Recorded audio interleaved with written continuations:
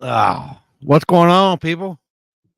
Uh, just like even at the even at the track or the streets, man. You know, you tell them what time they're gonna be on, and they still ain't here on time.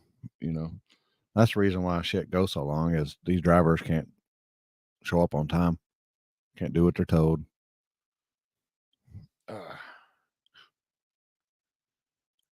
Uh, did I say it? I ain't. You know me. It's 2024, people. I'm spitting facts and making it hurt here, people. You know, you say 7 o'clock, 8 o'clock Eastern. Guess what? It's 7:01. We already live. We've been live for a minute. I don't know, people. Let me know what y'all smoking on out there. We got some since Tennessee guys are supposed to be on, and uh we're gonna be smoking some of this. Uh, what is this? Uh, what is it again? Lemon Runts Indica from Top Shelf Bud Dispensary in Tennessee. So y'all heard me? Yeah, we're gonna this first pull off this thing. Look at this first pull. First pull. Even cleaned. You clean stuff up. So ooh. Yeah, we finished we got just a tad bit left of what E's and B sent us. He's sitting some more over. So what's up, Tony? Uh oh, look, we got he hey, hi man. How you doing? 802. I was close. We got Hmm. Digger Die this week. It was our first race, so I've been just going everywhere. Live resin banana cream. Damn. I figured since our guests are from Tennessee that I would bust out the Tennessee cart today. That's from Tennessee? Yep, it is from a Top Shelf Bud Dispensary. I got it when I was in Georgia, which was basically on the Georgia Tennessee line. There, it's a live resin cartridge. I think this one died on me. And we already know this one don't blue blinkers. So no blinkers, no blinkers for me.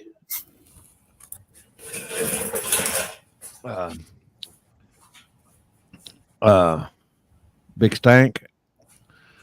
Yeah, and I still got the other one from Tennessee, the grape from Top Bid Dispensary as well. So, oh, I don't think you want to make this one blink. no, you tried last week. Ooh, that sounds vicious. That sounds vicious. Been pretty rough. Ah. So, uh, we had an eventful week here, here in DFW. Would you? Oh yeah, it looked like it, dude. That pass Stephen Little made. Damn, that's one for the books. That was a gangster ass pass. Yeah, he went straight up in the air, and both of them, even Clint. I mean, Clint Bonafide. That's a Bonafide street car. I mean, that's a pump gas car, and 93 octane car. Yeah, still, I was just amazed at how it went up like that, and he obviously. Well, they both. Clint took off, but he went to the curb, and then he got off of it, and Steve goes, "Oh shit, maybe I can get this." Did drive Dude, by he on him. grabbed every kit you could ever imagine it looked like, Yeah. and it held. It was pretty amazing. Oh, man. No, I don't think Jasper. That'd be a long pull for you to go to Utah. When's that? I'm supposed to go the weekend after the purge. I don't know. Maybe That's a long. we'll see if we win That's a some long pull. events. That's a long pull. But yeah. What was it? Thursday night. Yeah, Thursday night it was a madhouse. Just plain stupid. Or was it Friday? I think it's Friday night. Friday night was just plain stupid. Bad. Jasper, you ever been to a Texas 2K? No, it looks pretty wild. Yeah, we'll be wild. at Katy, I think, for Limpy and Happy's deal.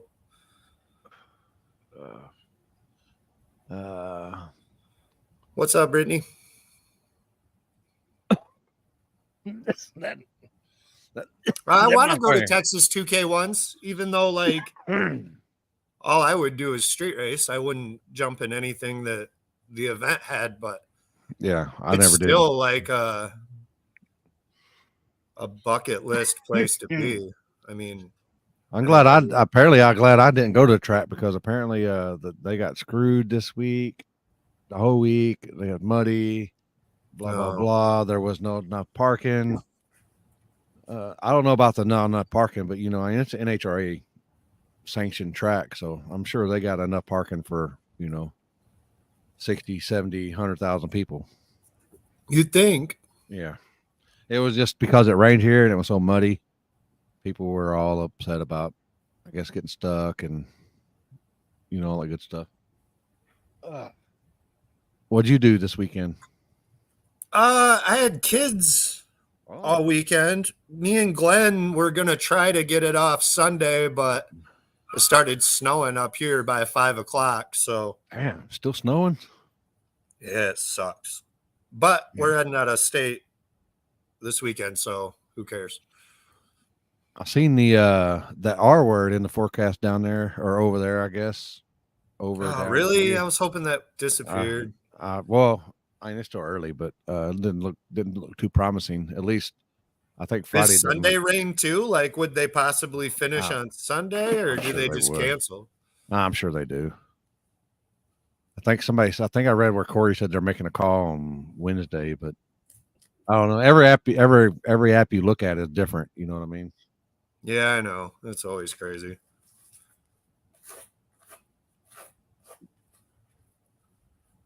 Yeah, it's snowing right now here. Dang. How cold is it? I think it's probably like 35 degrees. What do you think? 34 degrees or something? Damn. The wind is real bad. You can't hear nothing in the shop. You can't hear nothing on the feed, though. I mean, I guess that's good. Oh. Yeah, for sure. Snowed 32 inches here on Thursday and Friday. Damn. Yeah, Chuck said that because he was talking about coming down this past week, and he said he woke up, I think Thursday or whatever, and he said he had snow on the ground. And he was like, well, I guess I'm not going nowhere. Yeah, it sucks. But I think in the next week or so, it should be back to warm. Yeah. Uh-oh. Do you want to let him on? Yeah, bring him out. Look at this guy. Look at this guy. Look at the head on this guy. Man, I was in the shop and I forgot it was Eastern time. I didn't know. Wait, are you Eastern time or? I'm Central. Oh man, I would have switched it up for you and made it like 9 o'clock. For some reason, I thought you were Eastern. It's all good, man. I was sitting there. I was like, I think they went live. I'm over here like grinding on heads and shit. Well, that's the problem is I'm Central as well. And he said, I was like, what time your time? And he said 8 my time. So I was like, all right. So I already know. Yeah. I thought y'all were Eastern time as well. I thought so too. We're real close. So what would you be then? You're East Tennessee or West Tennessee? Yeah, West Tennessee. Yeah, so we're like if you shoot straight west, about 45 minutes from Nashville. Okay. Eastern time. So what? Happy Ohio Valley is what is your home track? Crossville, isn't it? Crossville. So we got a local track here in Clarksville. Oh, sweet. Yeah, that's where we're always testing at. How come no preps there? They're doing some this year. All right. But it's more like a bracket racetrack, and the owner's not real big on promoting and stuff. Well, he's setting his ways too. Probably he's probably been bracket racers his whole life. So bills. Yeah, for sure. But they're doing like some Sunday, like no prep local stuff this year, so we're gonna hop in that. Oh, yeah, Jed. I think you're like he's in Australia or something like that. I think he's 16 hours behind us or in front of us. Both. He can travel through time and space. Will you hit up Rocky? So Andrew, give us a little bit of a rundown just on who you are, how you got into racing a little bit, and maybe a couple other things you've done that led up to No Prep. Yeah, for sure. So yeah, Andrew Lavender. I've been No Prep racing for about 3 or 4 years now. I got the white Mustang we call White Girl. It's 03 Mustang. It used to have a 2-valve 4.6 in it. I got pretty well known for that combo. Now it's got a Cody in it. What else was there? What else did you get on the list? Sorry, man, my brain's messed up right now. How'd you get into cars and stuff? Oh shit, man, my parents raced whenever I was a kid, and I just grew up loving it. Became an adult, I couldn't afford it for a little while, and later in life I started to be able to afford it, so I jumped into it big time. And then like the No Prep stuff, I just watched. I was always watching everyone on YouTube and stuff.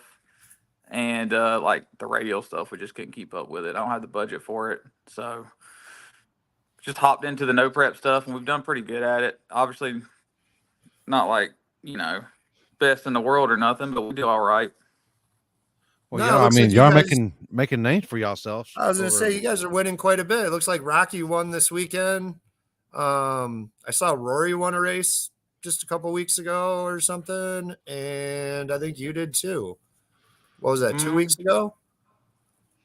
I ain't won nothing this year. We've done good. Like we made it to I don't know, we made it down a few cars at Brainerd, and we did pretty good. But I changed some stuff in my car, so you know how it is at the beginning of the season. You're always testing your new stuff. Like we changed converters and stuff like that in it. So we're still testing it. So my car is kind of, and then I broke a timing chain last week, or I didn't break a timing chain, but I had a timing chain jump off the tensioner, which is really weird. But it bent all the valves, so that's what I was doing just now, was grinding valves and shit. So, man, that's weird. I just read online that you could take an unopened Coyote and make 4,500 horse and run like 350s. So that must have been a really big fluke. Yeah, the Coyote stuff is it's blowing up right now, man. There's it's fun to watch the back and forth between the LS guys and the Coyote guys, and they're both good platforms. It seems like have you tuned both? Andrew? Yeah. Rocky's car's an LS and mine's a Coyote. What would in your tuning expertise here? What platform do you prefer? I know you got a Coyote in there, so that tells me something. But are they similar? Are they very similar? They like some different numbers, like for timing and the fuel. The Coyotes like to run a little leaner than the LS stuff. They like timing a little bit more, it seems like. Now I do like the Coyote for the kind of racing we do, because it's smaller and it doesn't make as much torque. Like Rocky's car, that thing's got a 440 in it, so it's a pretty big LS. Yeah, that's huge. Yeah, we have to tame it down a lot, so it's a little more temperamental when you're on the bad stuff. So, but whenever it comes to like the good surfaces, like I prefer Rocky's car over mine, just because he's got a big motor. My motor's a very like run of the mill. It's got stock heads, basically just rosin pistons. I just went to some like a little more aggressive cams, but not real crazy. So it's not like a powerhouse of a motor or nothing. The Rockies has got big heads on it, aftermarket block. It's got big twins. It's like we don't have an issue with power with it, at least not for most places. But yeah, honestly, like they both tune honestly the same. They take a little bit of different numbers, but at the end of the day, they both work really well, honestly. Now I think if you wanted to, put apples to apples, dollar for dollar, my car has less money in it than Rocky's does. And that's where backside racing's cool, because, you can pit a car like Rocky's against mine and they're close. Yeah. Yeah, it's almost more about how you get it down there than what you have. Yeah, exactly. Like my car, like most guys, that you can compete on the backside if you like to be. I'm not even gonna lie to you now. Like for some back stuff, you need like a 470 car, and honestly, a 470 car, 8th model car, that's not like that hard to come by these days, really. I mean, it's not exotic or nothing. Uh, I mean, you need a car that can go like 150 out the back in the 8th mile, and because you can lay that much power down on some of these backside surfaces. Mm-hmm. Now, I'm not saying you're going 150, but you're trying to lay that much power down. No, Milan's getting that way here in Michigan. Yeah, I mean, we used to be happy to go 128, 129 on backside stuff, and like anymore, like if we go any slower than like 138 or so on backside stuff, like we're not that happy. And then some backside stuff, you can go like 145, 147 on it.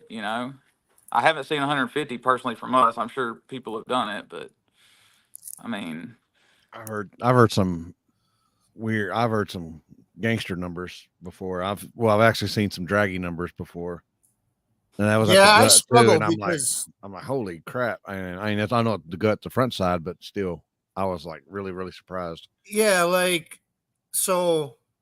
Ryan Mitchell and them share their draggies with me a lot at the track and front or backside and stuff. Some of the other people do. If they're not showing me their draggy, they're fucking lying to you. I don't give a fuck. Let's just make that clear right now. If they're not pulling their phone out to brag about, like, because I promise you, if I run a number, so like, let's say we're at Onondaga, which is like a home track, and a lot of people have data there and know about what everyone's running. And I run some like 2/10 faster than what I'm pretty sure is faster than anyone else.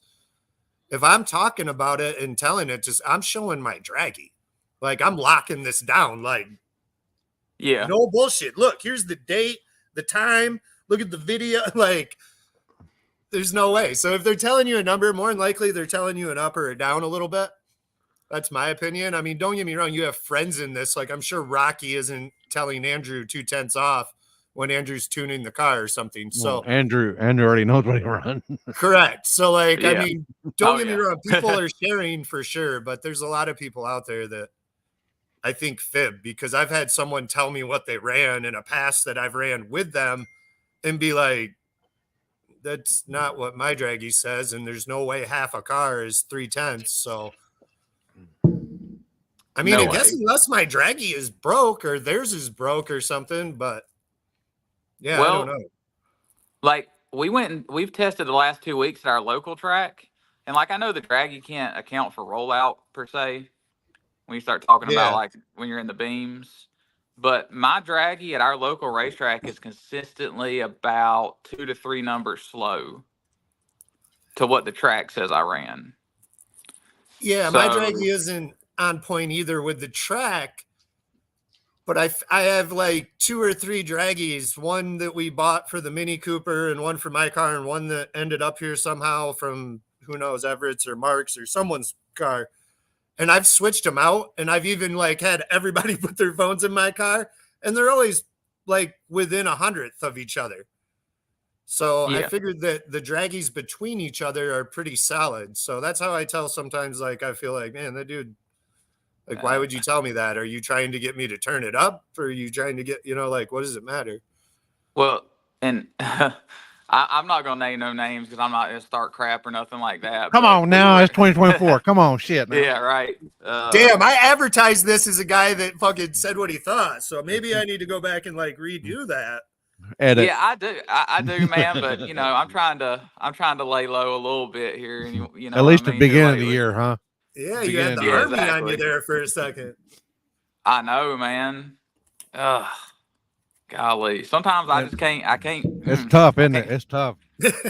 I can't hold it in, man. You know how I am, Limpy. Yeah, I know. I know y'all the same way. Uh, so we were at a race was last year, the beginning of the season. It was a Beacon. There were some big names there, and I was tuning a car at the time. It was Luke's car, Luke Holbrook's car.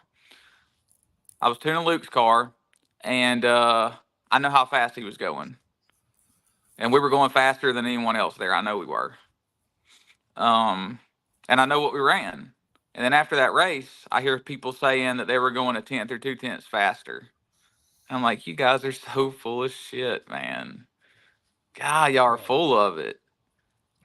Yeah, and if I you don't understand what it is. I don't know if it's a strategy for the next time you come to try to get you to like overpower the track, thinking you can do more than you can or so. You know what I mean? But like, if you're a good driver and tuning your shit or have a good tuner, you know when you're hitting the limit. I mean, your data will tell your wheel slip, or you know, you have all these things to tell you, okay, I'm pushing the limits of this. Now I can try to make a bar adjustment or a shock adjustment or an air pressure adjustment or one of the 400 adjustments, you know what I mean, to make Yeah. this a little faster. But where I'm at right now, there's no way it's going any faster. We're pushing it. And then if you've done this long enough, you also know that I've already moved it to these bar angles and these settings. And so I feel like if you've done this for 4 years, you know what, if someone's just lying to you. It's pretty Absolutely. easy to tell. Absolutely. And we've run next to a lot of people, so we know what a lot of people run. You know what I run. Like, you know what I ran at War in the Woods against you. You know what I mean? Yeah, no, Like, for sure. Like, I like, actually came down and asked you because remember my phone came out of the car and fucking yeah. blew all over the track and It broke. did. So I didn't have daddy or draggy. And I came down real quick and was like, what did we run? Because like I just wanted to log it close Yeah. to what we did. Yeah. So, I mean, it's like, you know, a lot of people don't show draggies and such, but we all kind of know what each other runs and we know what a lot of the winning passes are. And, you know, we're respectful of everyone and don't tell them, but we all of us guys that have been doing it long enough, we know what kind of numbers you need to run, Yeah, Yeah. for sure. you know. How we doing, Rocky? What's up, man? Not too much. Y'all doing all right? You're Congratulations on the win this weekend. Yeah, congrats. Appreciate it. Thank y'all. Yeah, that was killer. Hey, you're 8 o'clock, my 8 o'clock. It's 2 different 8 o'clocks. Yeah, I screwed Yeah, that that's up too. I thought you guys were Eastern. Otherwise, I would have made this like 9 o'clock so No, that it we was was- a little better time for you guys. I It's stayed all up all good. night, so it don't matter. I thought y'all were working, man. So I was like, yeah, that sounds about right. 7 o'clock, you know, my Yeah. time, because I'm Central too. I'm Central Yeah. too, and I'm like, eh. I thought y'all was Eastern as well. I thought y'all were East, Central, or I thought the time changed like Nashville, somewhere right in there. Yeah. But no, yeah, we had a good weekend for sure. Oh yeah. So what was that surface like, or give us a rundown of that event? Well, it's pretty good to start with, and then if you don't know what you're doing out the back, you're gonna lose the tire pretty quick. It's tough. It really is tough. There was some pretty fast cars out there this weekend too. Yeah, I saw that.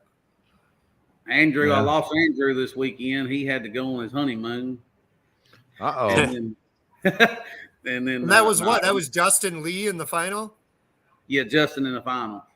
Yeah, and he's Yeah, been we- rolling lately too. So I mean, that's a huge. He didn't have no flick of right at the light mouth trans brake release. Did he?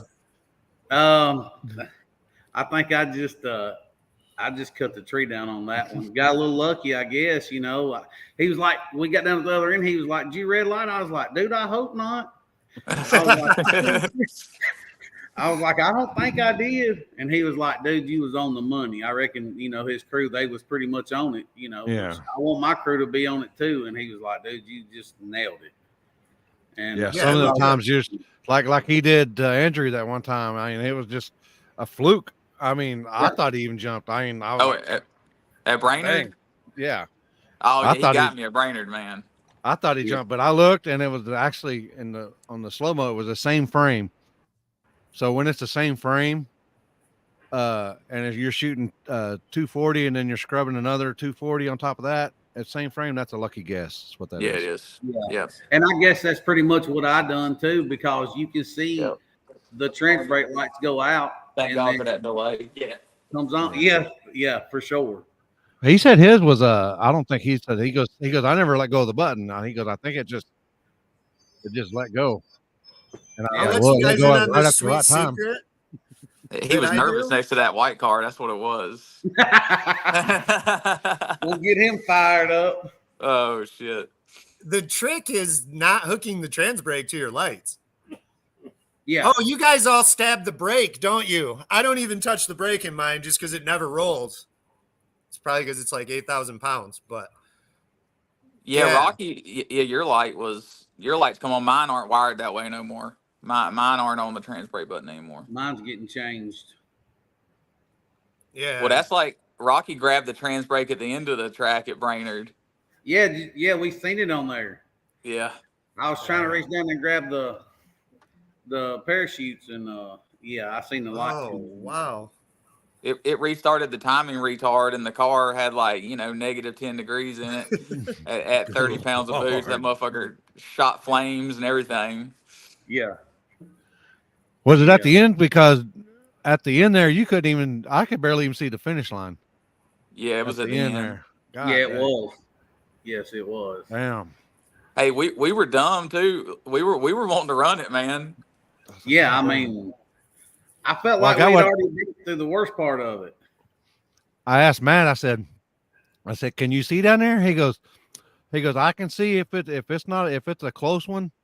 He goes, they're going to rerun it. He goes, because you can't see because it's so much fog. He goes, but if there's a little bit, half a car or something like that, then yeah, we'll be good. But I was like, well, these guys are fucking stupid as it is. I could see the drizzle. It wasn't fog. It was drizzle coming down with my tire crack lights. Yeah, you could see it.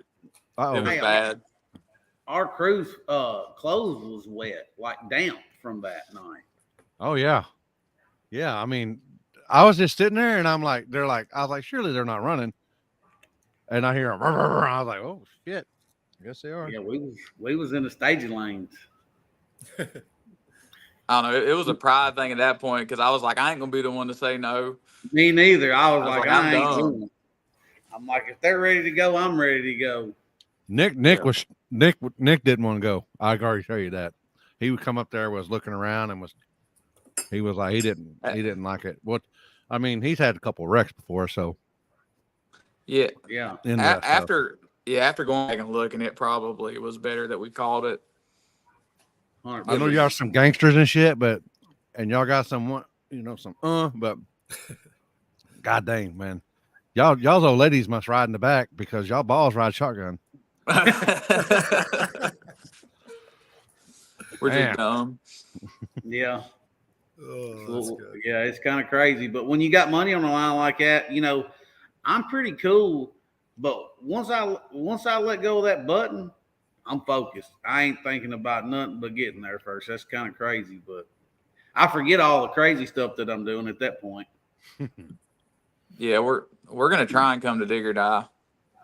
Yes. Have you been there before? No. Well, that don't fucking help me. You going too? Yeah, we're going. Oh shit, I gotta go then. I got both my heads sitting back here. One of them's got valves in it, one of them don't. I gotta get my shit together. Ours is actually together. I've only ran it down the road, but it ran down the road and all the EGTs matched up, and so we're ready to go. So I figured, screw it. But I don't know. We're gonna try that new tire, that DO5, on some recommendations from some people, and I don't know. I might not run a front end just to piss everyone off, but the truth is because my front end is super heavy. When we put it back together, it's like 2 inches thick in spots and stuff because we smashed it into a million pieces and then couldn't get one and didn't want to run without a front end because everyone throws a fit. So we threw it back together. My front end's like 70 pounds. So like it's a fiberglass one-piece front clip that weighs 70 pounds. So it's pretty bad. So it's worth 2% biased on the rear. So it makes it hard to want to run it at a place like that. So yeah, that's the Rockies. Your front end on your car is real heavy too, Rocky. Yeah. Like I said, I hate doing it. I ain't gonna judge you, man. I got a fucking autocross wing on the back of my car.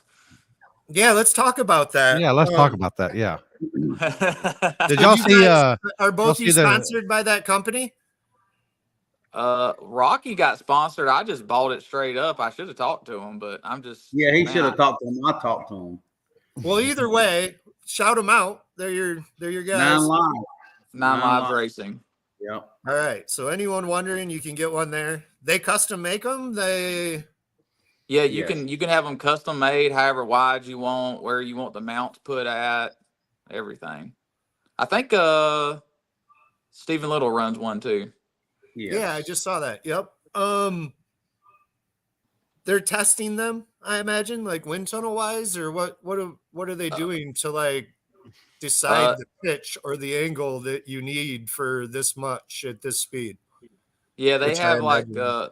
they don't have any air wind tunnel. Well, they have some wind tunnel stuff, but like for all their wing stuff, they got what they call CFD data. And Okay, it's so like they can simulate a wind tunnel on a computer program. yep. And then Okay, figure out that's the sweet. degree that it needs to be at a certain speed or whatever. And what are Yeah, you guys using to like determine how much is getting put down, like shock sensors, or what data do you read when you're deciding, okay, I need to move this because we're about to crush the tire, or maybe I'm wrong, they don't really work at all? Is that what we're supposed to tell everyone? yeah, we just put 500 pounds inside of them. Yeah. Yeah. How Nah, much I- They downforce? look How much really heavy. downforce I at looked at yours, like really heavy, man. how much downforce at 100 miles an hour? That's what I want to know. I think it's 350 pounds. It depends, because Depends on, I guess, an hour if you have the angle of attack. I think if I put mine at aggressive as it'll go at 100 miles an hour, it's like close to 300 pounds, 250 pounds, something like that. that's a lot. That's a Yeah, lot. especially right on top of the trunk. Yeah. That far back on the car. So let's say you're doing that. Let's say you've got it in max position, and obviously in this scenario, the track's horrible. So you guys are probably only going what, 128, 125. We're talking like a 580, 590 surface, which is super rare nowadays. I understand. But you've got it in the most aggressive position. This is what you're going for. Are you taking weight out that you'd normally run on the line because now you're borderline flipping over or possibly power wheeling? Those are all decisions going into this too. Yeah, man, I originally got the wing thinking that I could take a lot of weight out of the back. I ended up moving it. Like I used to hang it really far back. And you Just get to like where you moved might it hang it on the forward. rear end. Yeah, or put it right above the rear end or something. I kind of play with it a lot of different ways. I was actually able to take all the ballast out of my car and run on a okay backside. You know, and it was nice to have the car light. And then, around 60 miles an hour is where you start making downforce. Do you feel it keeps you straighter? Oh, hell yeah, dude. 100%. Oh, yeah. I reckon we'll just let all the secrets out, man. It ain't no secret, man. Anyone that's smart enough can look at it. No, I don't think the wings are that big of a secret anymore. No, they're not. Dude, it helps a lot, man. But I put it like this. When I first put it on my car, that's when we won on the backside of Jackson. You remember that, Rocky? Yep. So you guys know, anytime a car ever goes into a wheelie and you have to pedal it, a lot of times they get upset when they sit back down, right? yeah. So I was racing Tom Lowe, and the car got out into a power wheelie at about 100 feet, and I had to pedal it real quick. And normally it would spin probably if I set the front end down and got back into it. But man, I set the front end down and lay right back into it, and it's like it never skipped a beat. No. That's awesome. Yeah, it just because you got to think there's drag on the wing too, so that drag is kind of like a trailer behind you. You know what I mean? Like it wants to pull you back straight. Yeah, that's exactly what Justin Lee needed at Digger Die. Is an extra wing on the back. That way, like he literally could have launched to the moon, like full NASA. Well, guys that are gonna, just for y'all's, I guess this should be my public service announcement. Rocky knows what I'm talking about. If y'all can't close up the bottom of the front of the car, you should take the hood off. Yeah, it get you in trouble. Yeah, that's the only reason why I think that's happened to the last couple of several cars is just a big whatever that fucking word is that I'm looking for. Just Yeah, like a when big you cell, run, like a when big you run cell. that much travel on the front, and your front's, obviously going down wheelie, even though it's not wheeling all the way down the track. Yeah, like it's building up air under there. You could see on Justin's car, as soon as the hood blew off, it like released. It come right back down. Right. Where otherwise, if it stayed on, he probably goes another 5-6 feet in the air, turns sideways, does close to like what Brandon James just did this weekend. Yeah. Like, Yeah, I mean, you got to think how much force is under there. I mean, for you to see his hood bowing up like that, I mean, you're talking 100 pounds or more of lift on the front end. I mean, on a car that's already heavy on the back, that's a big deal. It's gonna start getting like top fuel, like where they got the little wing on the front too. Now they got the downforce on the wing on the front, and then you got the one on the back. So Yeah, Man, Nick actually runs Puyak runs like a diffuser on the front. I got of one some too. sort. I You got run one. one too? Like an air dam? Yeah, it's got like it's built on there to help keep the front end down. It don't help it much, but it's got to help it some though. We put a wheelie sensor on mine to slow it down, and Andrew and Josh has got that thing pretty much dialed in now. We was worried about it at first though. No, I imagine if you're somewhat fast, you're worried right now watching how many people have just took flight. Like you yeah, said, originally we were like 128 and winning events, and now we're 115 to come in 18th place. So yeah. yeah, Well, like seeing a couple people go like that, like Ryan and Justin, at a place like Dig or Die of all places, I was kind of like, fuck. mhm. Made yeah, me it think was about a something I wasn't thinking about. yeah. See, we had already been concerned about that to start with, and so like, I mean, I hated to see that happen when it did. I was like, man, I knew, and Ryan put the Yeah. front end on the car, and that's whenever it flipped. No, And that I'm is sure another reason why I thought, I don't know, we're doing so like, I don't know, we didn't backside race hardly at all last year. Like we just went to places like War in the Woods and Wagler and shit that were out of this world fast. That's why like Jeff has been building this new car we're gonna run that's like a 540 big block with twin 94s for that fast shit. So we'll run that car on front side stuff, and now we've finally converted my car over to backside. So this is like the first time that I've really run bias like you guys run. Because before this last year, I was one of those people that did well without as much weight as everyone else. Well, now it's obvious that there's an amount that you need for some of these places. And that's why you see people power wheeling and everything else. And that's why we were somewhat nervous. And I was like, fuck it, we just won't run the front end because it's worth bias, and I can take weight off the back.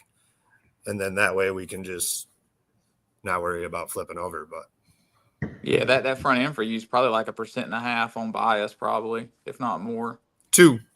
2%, yeah. Yeah, when it's on the scales, if you pull my front end off, it's 2% bias to the rear instantly. Yeah. Yeah, it's a big difference. Yeah, it's unbelievable. But like I said, it's something we rebuilt, and then everyone signed it, and it was like, man, it's real hard to just chuck it off for something else because it's cool at this point to us. So we leave it. Yeah. So now I figure we'll just run weight, and when we start to feel like we're going to power wheelie, we can put the front end on, and it's worth 2%. That's right.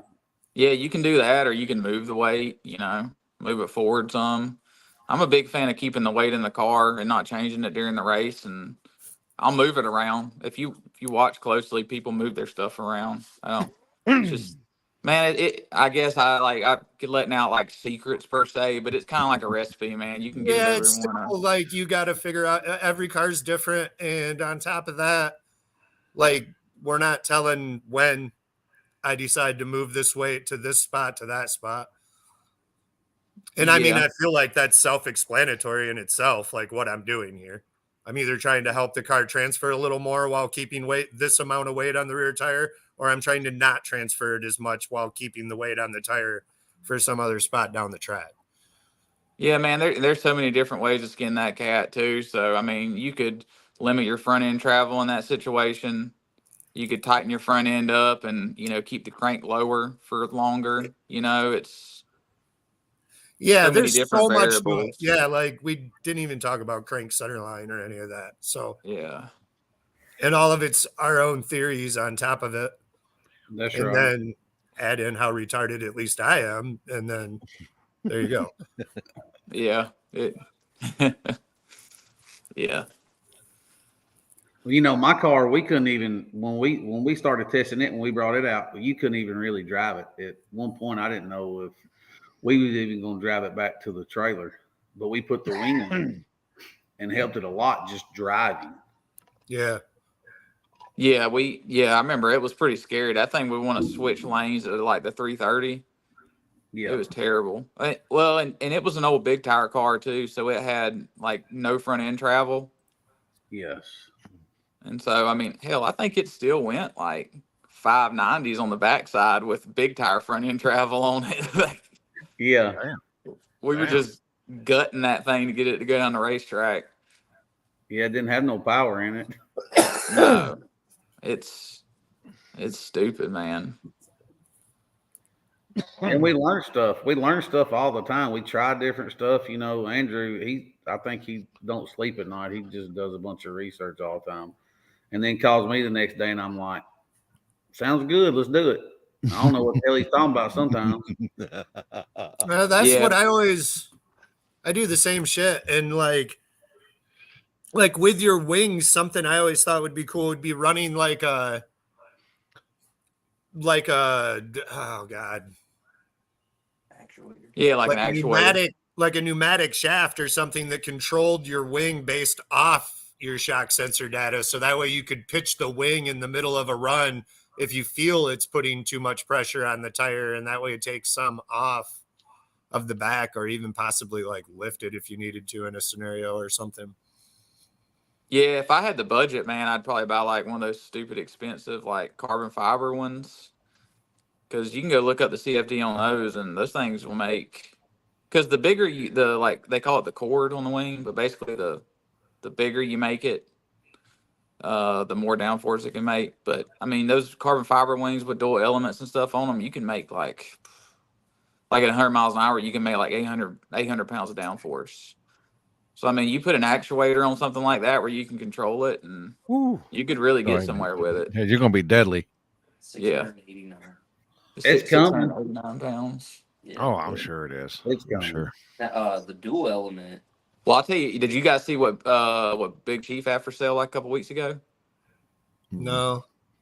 He had like a legit. I'm pretty sure it was like a top fuel wing. It was like a triple element, like carbon fiber.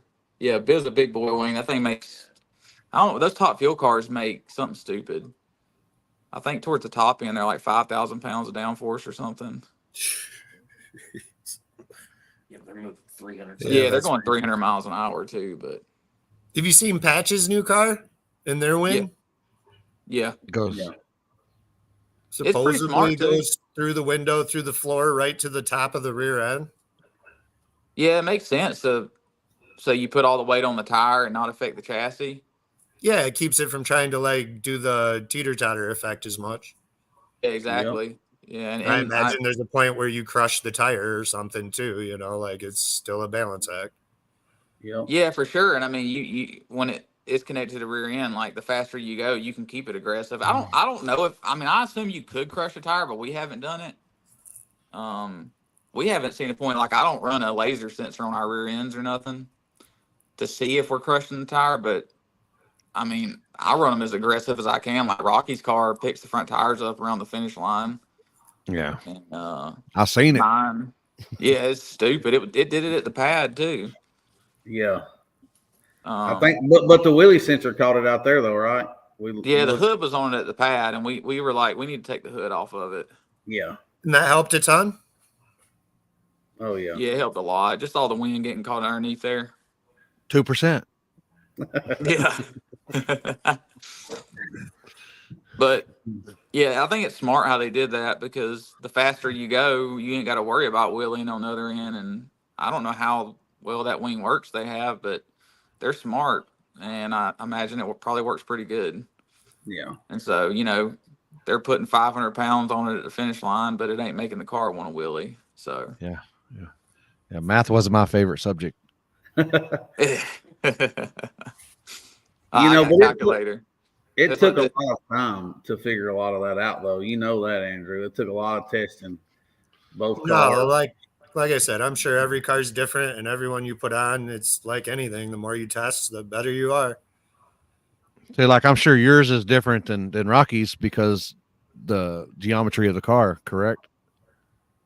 Yeah. Mine works a lot better on the real bad stuff than Rocky's does. Yes. But then you Rocky's get tries Rocky. to pick up the front end. Rocky's? Yeah. Nah, Rocky's car was built pretty smart. So it has I'm not gonna say the bias on it, but you guys probably wouldn't believe what the bias is on it. And it's heavy on the back. I was going to say, with the motor as far back as it looks like it is, my guess was it was really good bias with not much weight compared to like your new Edge that I owned one of with a mod motor and with a LS in it. It was never good. Yeah, like I have to run 100, 150, 200 pounds in the back of mine to get it to work. But I mean, we still run a good bit of weight in Rocky's car, but it was built smart. And we unloaded it off the trailer the other day and accidentally went like a 120 flat 60 foot at the racetrack because Rocky forgot to turn his timing retard on and the car hooked and it went a 120 flat 60 foot. And It saved I a don't lot know more how. testing. I don't know how it didn't flip over backwards because it is well over 50% on the back. I was going to say like 57%. It's weird how that 58%. works sometimes. Did it have tire speed, like wheel speed? None, just dead hooked. Dead hooked. The motor sits low in the car, amongst other things. So, you know what I mean? You know how it is. Your center of gravity height plays a big role on if a car is going to wheelie or not. So, kind of like you can take a Blazer that is, say it's 50-50 and say I got a Mustang that's 55 on the back and the Blazer still wants to wheelie more than the Mustang would, Yeah. Yeah, it's your lie. It's your lie, Justin. You tell it any way you want to. Yeah. No, I'll like stand up for Justin some. Thank you, Matt. If you put the turbo way out front like mine is and you run a gigantic 90A 102 turbo, I don't know, dude. It screwed it. The bias on my Mustang is absolutely dog shit. If I take all the weight out of my car, and mind you, this is like, Lexan everything, carbon side windows, a removable floor, double frame rail, chromoly, like supposed to be super fucking light car. It's the bias on my car with all the weight out of the back is like 57 on the front. 56 or 57. I can't even remember. Yeah, it was trash. So like my recommendation is just don't ever hang a turbo off the front if you want a backside race. Otherwise you got to run a lot of weight to make up for it. Yeah, like that's the reason why I have those little turbos on mine, and they're right there at the, they're right there at the shock towers. So Justin just showed the weight of his car. And if you watch that, I watched that video yesterday. Hopefully anyone smart watched because Justin's been fast lately. So obviously you wanted to be curious what he weighs and where his bias was. He had really hardcore bias like I'm talking about on the front. So my guess is Justin gave us the weight of that car without weight in it, without it set to run backside biased wise, unless he had the cables because it looked like the front was quite a bit heavier than the rear. So if he wants to comment on that, he's more than welcome to tell me that. Is the car heavier set up for the backside than 3065? Because I think that's about what mine is. So like my car is light. If I take all the weight out and run the front clip like it was in the beginning, where it was like whatever a brand new carbon front clip is, which isn't that heavy. I think we were 2433 or something with the motor and everything in it, oil in it, shit like that. So it's a light car. But with my fat ass in it and the weight I need to make the bias I want for, we'll say, like a 540 track or 550 track is where you end up in the final. I think I'm at like 3,022 pounds. So like not far off Justin, other than Justin also has to get in the car. I'm not sure what Justin weighs, but He said, no, that's backside weight. That's with no weight on it. In it Yeah. Okay. So see, his car is like similar biased wise to mine with no weight in it. So, yeah, when you hang the turbo way off the front like that, it's super tough to. Yeah, I'm way a It's lot. y'all's lie. It's y'all's lie. I'll let y'all tell it any way you want to. Y'all just big bones is all y'all are. I've got the densest bones in the planet. You would hate my bias with no weight in it. When I had my white car, it was better because the turbo was off to the side and it was only one. So like it was like at the side of the way back, like almost 2 foot. Yeah, I would say 2 foot farther back than mine is right now. And the bias in that with no weight was like 51% on the front or something and 50 or 48 on the rear. Yeah, you could run some front side no prep with that bias. Yeah. We did. When we went to War in the Woods, we wouldn't run any weight. We just ran it the way it was. And it did really good back then. Nowadays, I'm way heavier on the front than that. Well, that's like, yeah, my car, like I think I ran it when it had the 2-valve in it, and I can say times now because US 60, the old surface is nowhere it's done. Yeah, like, that's fair. We were 51 on the front with that car with no ballast in the back, and on our drag radial at US 60, we went 518, I think. Now we weren't in the fight. That goes to tell you how fast people were going out there at US 60. Yeah. But you know, you could go 5.0s, 5.10s, even a 490 with on a something that gets okay. Yeah, for sure. At that bias. But yeah, I don't know. Like I said, at certain places this year, like at the Wagler race when we raced Ryan that last race or whatever, like that place was even faster than War in the Woods, and I can tell you that my car was like 54% on the front.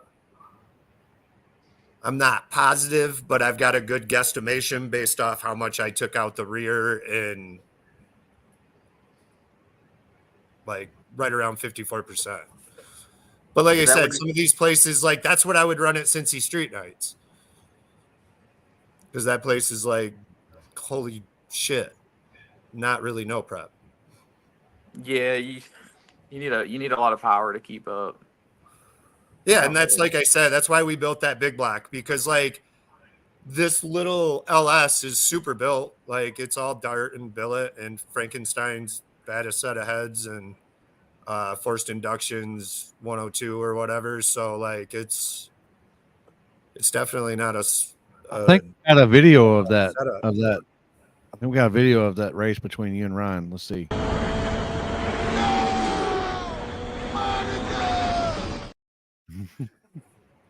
I was so far out and then so far behind. I'll say this. I'll say we went faster than we have ever went in LL School J on a no prep. And because we share draggies, I won't say times, but I'll say that he went by us and it literally felt like it altered my car. Like the force of him going by or his zoomies or whatever the hell he had going on.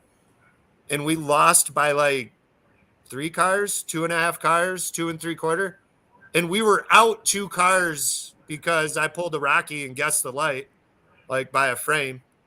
And I mean, and I told, at least to my defense, I told him like before we even went up, I said, I'm going to guess this light. I was like, so wish me luck. And it worked out other than the drive-by. And he was 2 tenths and 200ths faster than me on my fastest pass ever. And I could push it farther. Like I think we were at 42 pounds of boost on that pass, and I could like push it to 50. But I felt like at that point, like I'm really going to start breaking parts, and this broke motherfucker can't afford it. So luckily, Jeff built that other car that is big block, 2 of my turbos, and goes fast, and we can just turn mine back down and go backside racing. That's probably let the motor live a little bit longer. Yes. Well, they're also, let's say that that's what we ran there last year. My guess is they also go faster. And if we're talking about going faster than the 2.5 tenths he went than me, like, and now we're really pushing the fact of I don't know if I can, period. Like, I don't know if the car is capable to add the amount of weight that it takes to still run that no prep, not being super glue, and run that time. So Yeah. it's It definitely takes a lot. It takes a lot now to run with these guys. I mean, a whole bunch. And it takes a lot of work that people don't know. Like, I'd hate to know how many hours a night that Andrew and Josh spend in the shop, you know, and just it's crazy. It's a lot of time to stay competitive. I'm showing my car. We seen it. I got a screenshot of it already. Hold on. Pull it up. We got a meme He's coming. already got it. No, like, so you guys travel like I travel. We all go all over the country. We race a lot. We're in a ton of big races. And as you see right now, there's 3 dudes sitting in their garage with their car probably sitting around them. Yeah. Because, like, that's what it takes now if you want to be fast. And then Andrew's like me. Rocky, I didn't creep your profile hard enough yet to do. And happy anniversary, Andrew, real quick before Appreciate I forget. I'm sure you got family too, Rocky. Yes, sir. I got Kids yes. and wife and stuff. So you damn well know, like, I can't test like everyone else, period, just based off I'm going to soccer, I'm going to football, I'm going to baseball, I'm going to basketball, I'm going to BMX races, I'm going to motocross. I got to take these kids from one thing to another with a recital and everything else. So let's say that I'm a millionaire, trillionaire. I still can't find the time to like test 3 times a week. No. You know what I mean? And still get up, run a job that allows me to have enough money to race cars. So watching these videos out in the garage while I stare at my car and try to think of, let's make sure that this, you know, bearing on the front is perfect and spinning better, or I'm going to shim this brake because it's now making a little bit of noise after this last event when I had to wheel it through the grass and fell off because I don't know how to drive. Like, all those little things are all these things that I feel like I have to do to try to still keep up with the people that, you know, like can actually test 3 times a week because that's what they do. Yeah. Like, for life. Yeah, it takes a whole lot, especially, you know, like Andrew, he's got young kids, you know, and you know, them kids, I guess they're going to be drag racers when they get old enough to drive. They're going to have to be. That's all they know, you know. But they enjoy God it. help them. Yeah, and you know, Hey, it'll kids, keep them off any sort of hard drugs and blowing That's money right. on gambling or something dumb. I mean, at least what they buy is worth something when it all crashes. I'll smoke Yeah, a joint. true. Yeah, I mean, I you know, always my just kids, Here's a they're tip pretty- for everyone out there. Just always tell your old lady that that's my bank account. What are you talking about? Like, we at $100,000 right now. Just never tell her the truth. Always embellish, and then just claim that that's where we're going to get all our money when I screw something else up and we got to figure out how to keep the house. Yeah, we start selling stuff. So I For feel like sure. it's better than saying I snorted it all up my nose with hookers, but I will say that their story in the end is probably better than mine. Sounds like a good time though. I don't like the way cocaine is. I just like the way it smells.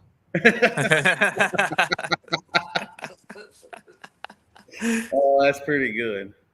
I mean, if you do good enough, these things can make you a little bit of money. Yeah, no, and I mean, like, I work on other cars for money and put shit in people's shit, and like, we're a dealer for Fuel Tech up here and sell a lot of Fuel Techs and wire them and stuff like that. So no, I'm not like dogging it like you can't. I mean, tons of us are making a living off it. Like, so No, no, I was it's talking about definitely, like winning. yeah, but I don't know, at least in my realm of where this has gotten to, because I kept trying to keep up with fast front side stuff. It's going to take a lot of winnings here to catch up. Yeah, for sure. I know that car looks like shit, but like I said, it's an all chrome Molly double frame rail with a fucking Marty rear end and a billet tranny, billet motor, billet everything, billet turbo, fucking Fuel Tech 600 with every sensor option in the world. So I don't know, man. I'd have to win a lot. That's how I prefer them to look, is like shit.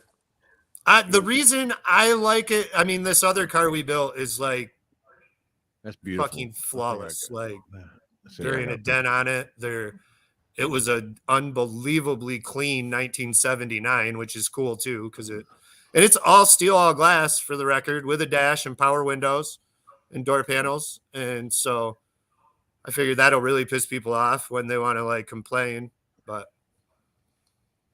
yeah, this one, I like shitty ones because we're rowdy, and like I've had my guys run up to the car and trip and fall and spill prep all down the side of it. And I've had people at War in the Woods run into it with golf carts leaving the trailer party. And Yeah.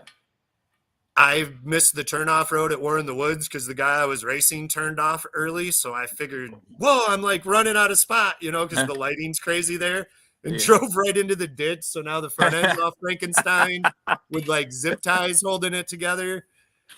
So to me, like having a nice car just seems like we're really happy to be at the racetrack and have a blast, whether we win or lose. That's right. You give me a nice car and you're going to watch me getting pissed all the time. The first someone leans on it or touches it or someone trips and falls into it, or I go through the woods and scratch it. Like, Yeah, exactly. And even just putting them in and out of the trailer and like shit falling on them in the trailer. Like I found shit on my car out in the trailer, after you go down some of these roads to some of these tracks, man.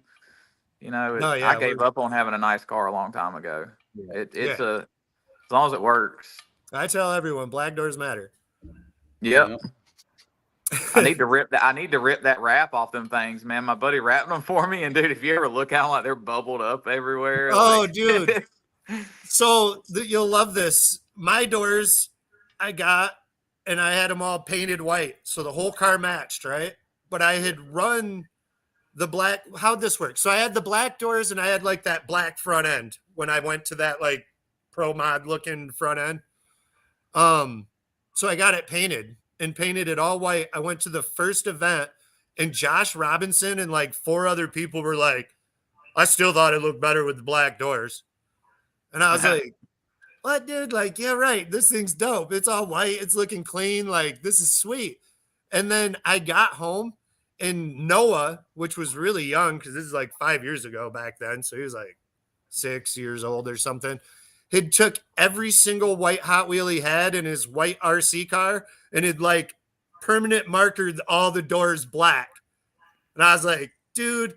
So I went out there and I literally went down to the store, bought some Plasti Dip, and Plasti Dipped the doors black. In the next event, we were right back to the black doors. The guy who painted them for me is like, dude, did I screw them up? I was like, no, not at all. They looked great. Everyone gave me shit, and my kid fucking painted everything with black doors. So we ran black doors from there on out. They got one of my cars over there right now that's got black doors on it. Yep. That we're sitting there talking about it. War in the Woods go sub 5s. Y'all believe that? Yes. Sub 5s? Yeah. Way faster. First round. Yep. Now, if you're like, I will say this, if you're one of like the first 3 or 4 pair down, especially on like Saturday after none of the big tires or other cars have went down it, or if they run small tire first on Friday because they've switched that around a few times, I will say like the first 3 or 4 pair down, and it could, remember that one year Olympia went a little even worse because like no one, and I'm not going to name any names, but like 6 pair went down, and every single one in the right lane, like at War in the Woods of all places, tried doing like a 5-foot burnout. So like never even made it. Was like 20 feet from where you even take off when they stopped. And the left lane knew what to do and cooked the tires to about the 60-foot mark. So that year it got real crazy in like the right lane for like, I don't know, I'd almost say 10 pairs was like way worse. Yeah, because everybody, the right tire was pulling up the concrete and the rubber because they didn't burn past. Yeah, that was that one year too. Dude, this one year was so crazy, which ended up being like a ninja hack. So if you knew what was going on, this was a huge hack. So like in the right lane, you would do your burnout and back up. And if you backed up off that concrete, that that pad that you actually sit on to take off, which means that like when we were backing up, we would pull back to the starting line. And then if I needed to adjust, no matter what, you pull forward. Because if you went back the rubber would peel right up in like huge, thick fucking clumps, dude, and just riddle your whole tire. Oh yeah. Dude, that's how I was looking when I saw it. Like from the line, Yeah. was literally making that face pointing to like I think Phil and was like, yo, look at that. And then the next 4 cars did it. So when we come up for the next round, it was crucial that you did. War in the Woods will just do some weird shit sometimes. Like Yes. Especially them after parties. You hear me? Yeah, exactly. It's weird. Weird. Yeah. But this last year, I would say it was like super consistent on both sides. And this whole last year, I'd say 5 passes in, you could let her eat. Like, Well, they have been bracket racing on it, haven't they? yes. Yeah, but Like it's every weekend. believe, Spraying. but it the sad thing is it ain't like, you know, they get like 100 cars or anything. I think their busiest bracket night was like 12 cars or something like that. Yeah, and I mean, like when I say prepping it, they spray it before their event starts, and that's it. Like they're not dragging the track between every round or anything like that. I mean, they might spray it if someone wipes out or oils or for some reason they think they need to, but they're not with as much as glue is. I'm sure they're not spraying like radio prep shit. But I can tell you from running War in the Woods since the second one or whatever, it changed it. Like We all talking about Tommy. And there's pros and cons to it. Like now that it's faster like that, there's way less wipeouts. And probably like your guys' experience with it is, I didn't know what all these guys are talking about. I went right down through there. It seemed pretty good and not that bad. And when it was only raced on 2 times a year and that was it, like that track sat dormant and then we would come in for the 2 War in the Woods. There wasn't even Gangster's Paradise. Like people, you would win that with like and I don't care how fast you were, like a 20, maybe a 10, sometimes a 30 if it like was cold or whatever, or not great conditions. 2020? Yeah, well, me and Josh went up there when it was like that. We went up to Muncie to run the big end banger and it rained out, so we come down to War in the Woods last minute. And my car was set up. I think I remember that one. Yeah, that's an old one too, when they only ran it twice a year. Yeah, I raced Corey Ford the first round. Yeah, so like how bumpy and like crazy the track was then compared to now, that's literally all just the speed you're going now before you hit it. Like I went a 570 that time, and I was like, golly. And then you were probably doing pretty good though. That was fairly good. I mean, it was Corey Willie, and I was able to beat him. When I'm saying these times of like 520s and 30s when years ago or whatever, that's finals. Like the track was as good as it was going to get. When we were opening up like a 570 first round, I mean, unless you hit someone that guessed out of the park, you were winning. And then you were probably carrying, I mean, depending who you drew, 570 could get you almost to the semis. Like before you ran into someone that had it a little more figured out, like, and the track started getting way better. Like it was just a different track. Like, and it was so bumpy. And if you got out of shape, you know, you get into that grass and away it goes. But now you're going so fast. It's like, to me, I'm like, wow, you can't even feel these bumps. Like, because they didn't change anything.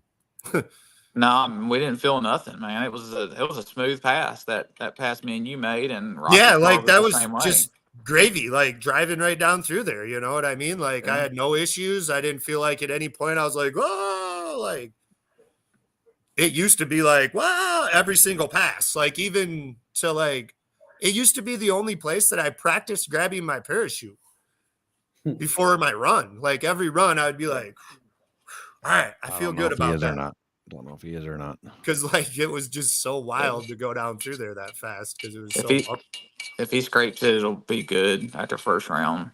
Yeah, it don't matter. I've always said, I don't think scraping matters. It just gets good. It's almost like what Jasper was saying. Like when the rubber's been building up on it and it starts peeling up, that'll throw you for a loop more than. That's what I was scrape going to it. say is like, if you don't scrape it, you have the possibility of third round, everything changing or like it throwing a curveball. And in that scenario, you know, like if you can make it that far based off how fast some people are going now, then now you can like bring it back into your world a little bit. Like, and I'm speaking more like if I'm running the car behind me compared to something you can turn up to the moon. Yeah, that and the starting line there is concrete, and we all know that concrete's fast. No, Yeah. it rolls and it comes and it's water only. So you also don't have that issue where everyone's pouring 15 different chemicals in there and someone's got their home brew that seems like dish soap. And like, here's a question I got for you guys, because I've done this before and I feel like it works when I decide we should do it. Is I've loaded up and been in the water or the burnout box and been like, hey, when I pull up here in a second, don't pour anything down. Like, I'm just going to burn out in this sloppy fucking piece of shit. Because like there's so much prep everywhere that I feel like throwing any more down is just pointless. We run Rocket Prep, and they've got 3 blends. Yeah. And No, I've ran Rocket before. We run Stripper Glitter now just because Chris is a really good friend. We've ran Rocket before and back when they had all their blends. They're a great company too. And the blends are pretty cool. Yeah, that's what, like, when it's messy like that, I don't know if Rocky's done it before, but I've never just burned out in the puddle. It seems like a lot of the races we've been to recently, like some places they'll burn the puddle off. Yeah, that's awesome. I've seen them do it at the pad in a few videos because they decide it's starting to get too close to the starting line. Yeah. Well, then it gets fucking gooey though. It's like, if you do that, I think it's hit or miss. It depends on the surface. If you're doing it on track, then yeah, it shouldn't be that bad. But on the street, man, I don't want to change anything. I want to keep it something that you have to figure out and everyone has to deal with it. I'm not mad about it like existing. I'm just saying we've done that before and not really seem like it changed anything. Yeah, I feel like if you could put, because like when it gets gooey like that, if you could just put methanol in it or something to dry it out, maybe cool it off. Like the blue prep, when it gets gooey, that's what kind of like what we try to run is just something that's doesn't really do much, you know, because you don't, if it's already gooey and nasty, you don't want to make yours stuff gooey and nasty too. So I don't know. I've even thought about going behind the puddle and pouring water and burning out through it, you know. It's like bank robber does. He's always But a been lot of water. places they have like a square marked off and you can't be behind it or before it too. Sometimes this is where I've found out I've done this before. And it was also where like it was dipped out from where they've done burnouts for all these years. So like they would pour these giant, you know, like obviously someone came up and, at least in my opinion, was pouring way more than you need to pour for your puddle. And now it's like all built up on the sides and it would just wash down. So like as every dude was pulling in, it looked like he already had prep ready to go, like a burnout box with water. So we were like, fuck it, just burn out in it. Yep. Yeah, that makes sense. Yeah. Especially after, 2 or 3 rounds and it's there. That's my thing is like after a couple of rounds, I mean, I think about it like track prep. Like watch what all these guys like the radio guys do when they prep a racetrack, you know. That's what we're doing. We're prepping our racetrack. No, for sure. If it's gooey, then you won't, like they put methanol in their prep to cool the track off. So I've always thought about trying to do, but I was like, I'd set some shit on. I don't know, man. I was like, just do a burnout in methanol or something, but I was just afraid it's gonna set on fire or some shit. But hell, half that prep is all flammable anyway, so I don't know. Yeah. Man, I like KD. That was our first time there. Maybe yours too, Andrew. KD, it was a good time for sure. That hill kind of messed me up a little bit because I was like, man, I don't know about that, So I just drove through the hill and kicked the chutes. But what was funny is we was up there and the guy beside us, he was like, you got to kick them chutes. I was like, I feel like it. And so he's like, man, you ain't got to kick the chutes. So I got about halfway up the hill and I'm like kicking the chutes thinking I ain't going to stop. My first pass, dude. First off, when you get there and you look at that hill with your eyeballs, Yeah. that is not the hill that looks crazy on video. Like it looks Yeah. crazy on a video, Yeah. but yet when you get there and look at it in person, you're like, there's what? Like there's no fucking way. And then you go walk it, then you drive a golf cart down it, just grinding your brakes all the way down. You're like, dude, this is insane. And Yeah. then Or if same you're deal me, for us. you ain't got no brakes because happy fucking piece of shit fucking golf cart. And Well, not then- even happy. It's fucking. It's happy. Let me just say it's happy. yeah, that's You a just ride. riding lightning down that hill. Yeah, I was gonna say. Riding I was on like- out. I didn't realize until I got all the way to the top of the hill that I forgot I didn't have brakes. I'm Oh, like, shit. oh shit! And I got this boy with me. I'm like, But then your gut Hang tells on. you that this will slow you right down. Yeah. Like looking at it, I was like, dude, I ain't gonna have to grab the shoe. This thing's got to scrub off more speed than anything in the planet. Wrong. Like so wrong. Like I hit the hill because they tell you to throttle into the hill Mhm. because if you don't, your the front dip. end gets Wow. ripped off. Which even us throttling into the hill, I have those like savers. You might have them too, Andrew. Like if you Yeah. dude, they just grind, like shoot sparks all night long. So we come into the hill, and then I get like you halfway up, and I'm like, okay, come on, like grab the chute because like it's not stop. It was like mind blowing that it don't slow you down more than it does. And then here's the ultimate question. So who the fuck there has lost brakes, chutes didn't come out, and just Dukes a hazarded that hill? Yeah. It had to fucking happen, right? yeah, Someone's done it. it's gotta had to happen. It's had Yeah. to happen. Yes. And like I'm talking like feels like you would like Dukes of Hazard it, like do a jump that you should not do in anything, Oh yeah, you would. Yeah. like into a forest. You know, at the Be end up of in the top of the trees.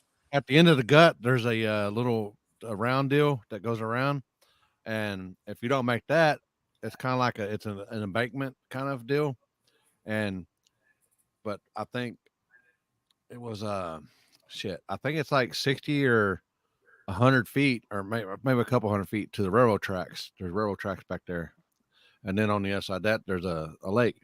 Well, somebody's everything. I don't know how long ago. It was a long time ago, and but somebody went well past, jumped the deal, and went well past the train tracks. Was almost in the water, and that was a few years. I mean, that's probably 20 years ago, 15 years ago. But we didn't think anybody could do that. There's a speaking of crazy shutdowns. There's a track close to us. It's actually Rocky's home track, Music City, Mm. and so the shutdown there is downhill, Oh man. and then it's downhill, and then at the end of it, they have a sand trap there now, but there used to not be. And past the sand Now. trap, past the sand trap, it drops off like 50 feet. Yeah. And I don't even go up there. I don't even go There- up there. There's a like a pro mod out in those trees that's been there for like 20 years. Oh, that's Been at crazy. that racetrack. Yeah, I don't even It's go up fucking there. crazy. So Jeff told me a War in the Woods story that years ago, it's like when you're at like half track, probably like 3/4 track, if you go to the left where it like banks up there, just on the other side is like a giant pond. And a guy Yeah. like launched that into the pond and had to unstrap and get out. Dude. Shit. Damn. Yeah. But yeah, there's definitely some wild shutdown. War in the Woods is a wild shutdown. War in the Woods Yeah, is probably the especially wildest. as fast. It's so bumpy. Yeah. Yeah. And the front tires skid. Me? Yeah, for sure. I've been hitting. I'm fucking got the munchies right now. What the fuck you think I'm doing? I ain't fucking like I was like last week when I was y'all had me try to do blinkers and almost died because my shit don't do blinkers.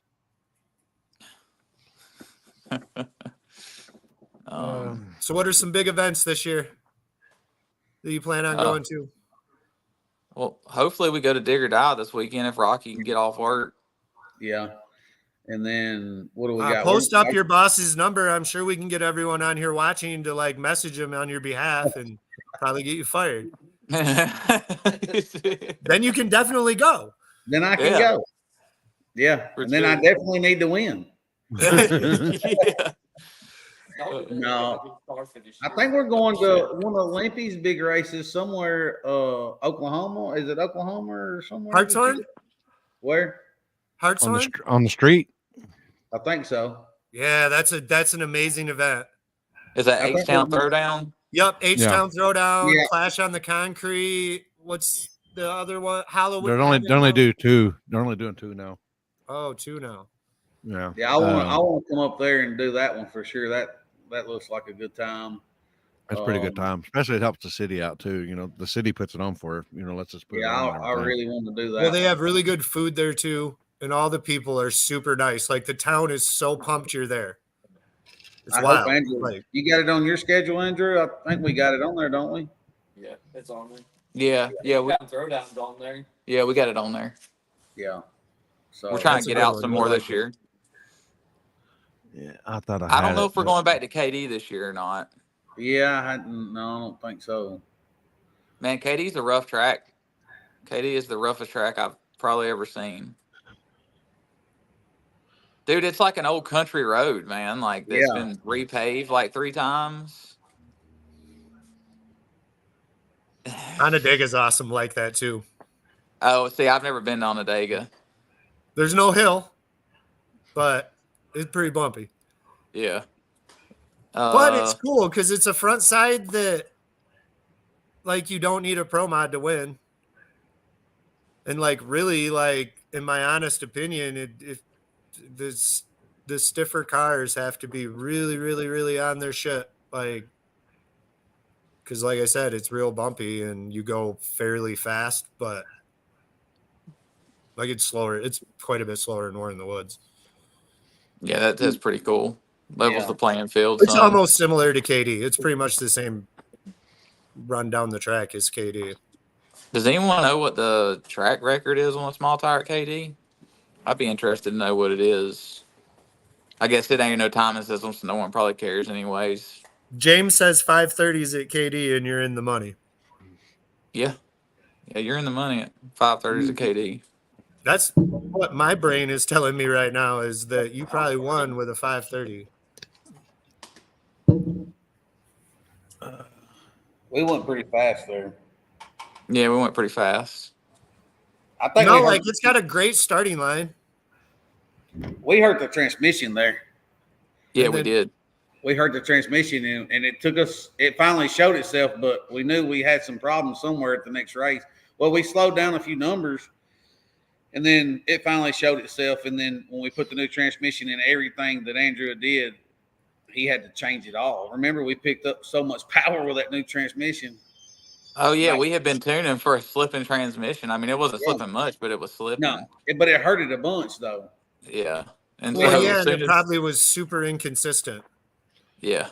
I imagine as the training, like, you get later in rounds and maybe you couldn't cool it as much as the round before. Yours is going to show that so much more than one that's like not slipping and operating correctly. So like, that was probably Man, really this hard full- to tune for. This fool don't even have a transmission temp sensor on his car, so we don't even know I how hot it don't- gets. Dude, you're talking to someone that ran. He's the one that so many closes his cutaways. laptop. Manifold pressure. Shut up. We gotta go. Yeah, the floorboard starts popping out of it. We got a spare transmission now. Yeah, we do. Yeah, see, you're better than us. We don't have no spare transmission. Well, we got into. but a John situation- Capizzi builds ours, so we don't have to worry. Like, Yeah, you guys are good. they just last forever. Yeah. Well, we was hot lapping that thing there for a few races, double entering and trying to keep it cool. Oh, yeah, double entering will really find we- out how well your transmission's operating. Yeah. Yeah, we learned a lot, and like Rocky learned a lot too with because that car's got 2 dump valves on it, and you start opening up dump valves and things get real hot, Real So- fast. real fast. So he didn't know that, and I guess I didn't think about it, and so that's how we burned that first one up. And now we're real good. Like we put fans on it. We got 2, 3, 4 fans on the transmission between rounds. Yeah. Keep it But alive. when you're in a situation, you just try to cool it down and turn it up some more to get it back. I mean, Yeah. we're 5 hours away from home. We're sending it.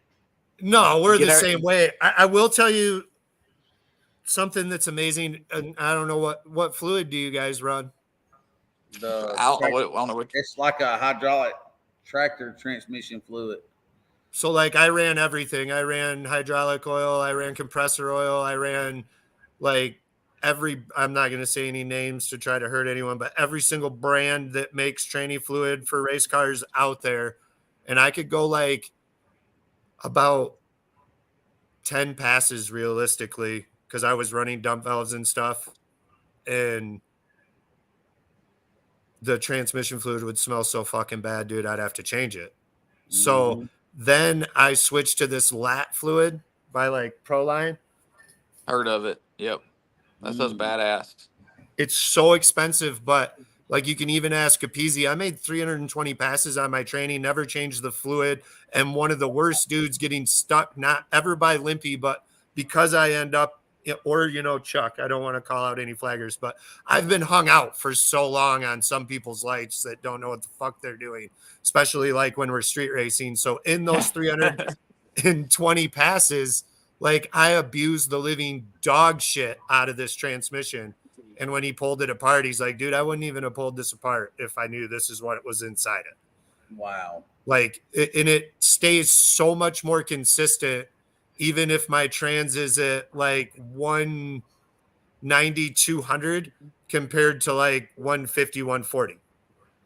Like you almost don't even see a difference. Now, I will say once you get to like the 210, 220 range, and I mean that as you're pulling in to go on the brake to do a burnout and then go on the brake again to take off, it will show a difference. Like I have to put more in the car to make it do the same. Yeah. And I imagine because either my trans is like slipping a little or the transmission is just so hot, it's just pissed off. Yeah. Yeah, I was going to ask you that how it does with heat because we have to be very careful with our tune-ups because, like you said, the heat can change your tune-up big time. It'll slow you down a tenth. Lat fluid. Yeah, if you're getting up there and you know how it is, once you start blowing through a torque converter, you never stop blowing through it. And so if you ever get to that point and you're riding that edge and you left the dump open too long or something, Yeah. like, well, you just lost a tenth on your run. Yeah. Yeah. The dumps are definitely something super, super interesting, like to try to master or know exactly what I want to do. Like right now, and like I said, we didn't do any backside racing this year, so all this will probably change. But right now, I'm only using the dump for the shift. So like I calculate what tune I put in and how fast that's going to go and where the shift's going to happen. And then I run the dump for like half a second before the shift and half a second after, and then shut the bitch off. And it's mainly just to try to shift a little bit higher than I normally can so I don't fall as far on the shift. Makes sense. So like that's the only gain I'm really using out of it right now. Now, if I changed converter and stator, because this is actually the same converter that I used for the white car. So you can imagine set up in this thing that's a lot lighter everywhere I go. It's probably not right, but plus we're pushing them so much harder and I feel the surfaces have just got better. For sure. The surfaces have gotten a lot better, and everyone else has gotten better too. So Yes. And technology too. I mean, just like people learning the technology. Yes. I'll give you an opinion on the D5s after this weekend. You know what I mean? I've never run them, but a lot of people are telling me that they're pretty slick on a bad surface. Like, yeah, well, that's they like don't. Go I've ahead. been trying out that new Mickey. Okay, so the really soft one. Yeah, and your opinion's good to go. It's pretty good, man. I think I went a personal best on a backside with it. But then when So we put it in prep, it's a little soft. Yeah. It feathers real bad. I think the DO5s do the same thing. yeah, I'm sure because they're such a soft compound. But I guess like Corey bought some of the Mickeys on the first batch, and they were like messed up. And then Yeah, they I found just out. got these. Yeah, I think they redid their batches because they were out of stock for a few months. Yeah, something went wrong with the first batch, is what I'm hearing, and I don't know on all of them or some of them or what, but like Corey sent me a bunch of like ended up not running his because they just weren't right. So that's kind of, we went with the DO5 because I had to run down to Jeff's this last week. And while I was there, he had DO5. So I was like, screw it. I don't got to go anywhere. I can throw him in the back of my truck. So yeah, I've heard some good stuff. I've heard some good stuff about him. I think Luke Glass was running him when he won Dig or Die. I think is what someone was saying. So I mean, you know, you look at what people that are winning do, and you're like, all right, well, I mean, clearly it works. yeah, like one of the other guys at Dig or Die that like did really well at the last one said that he ran DO5s for that event. He'd run CO7s obviously at another one, and he went the same times on both, but thinks he could push the DO5 a little farther. Yeah, like from what we've seen with like the softer stuff is like because we swapped mine from a CO7 to that Mickey, and like the CO7 is kind of a harder tire. It's somewhat harder compound. You know where they'll start to kind of squeal in some places when you're just on the edge of it. It's like when you swap to that softer rubber, it gets rid of that. So where you would, yeah, it just eats it up. It's a little slower. Like I tested them on the track and they were like 5 numbers slower than a CO7. But you're talking about a real soft tire, so.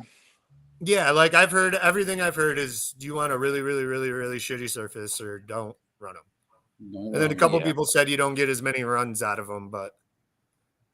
Yeah, I don't know. My thing, I wanted to try the Mickey's because I like the way the Mickey's eyeball is. I've always felt it wrinkles better than a Hoosier, but. I run Mickey's. I've always noticed that I have Mickey's on at a lot of places other people would not. Like I've run them at backsides before on purpose. Yeah, and I mean, like in the old Mickey's, they're compound. I mean, because you got the 2 compounds now. You got the L4 and the L8 compound, and like the ones I have are the L4. They're real soft.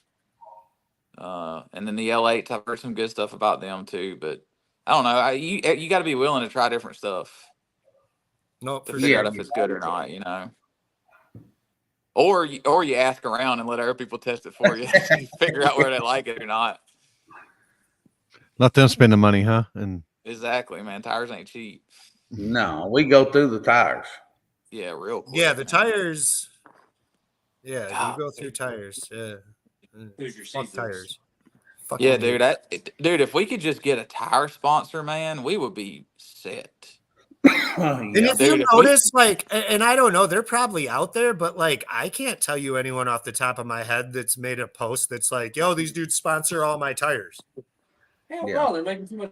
Like, I've never even seen that. Like, so, yeah, I think every racer is saying if I could just get a tire sponsor.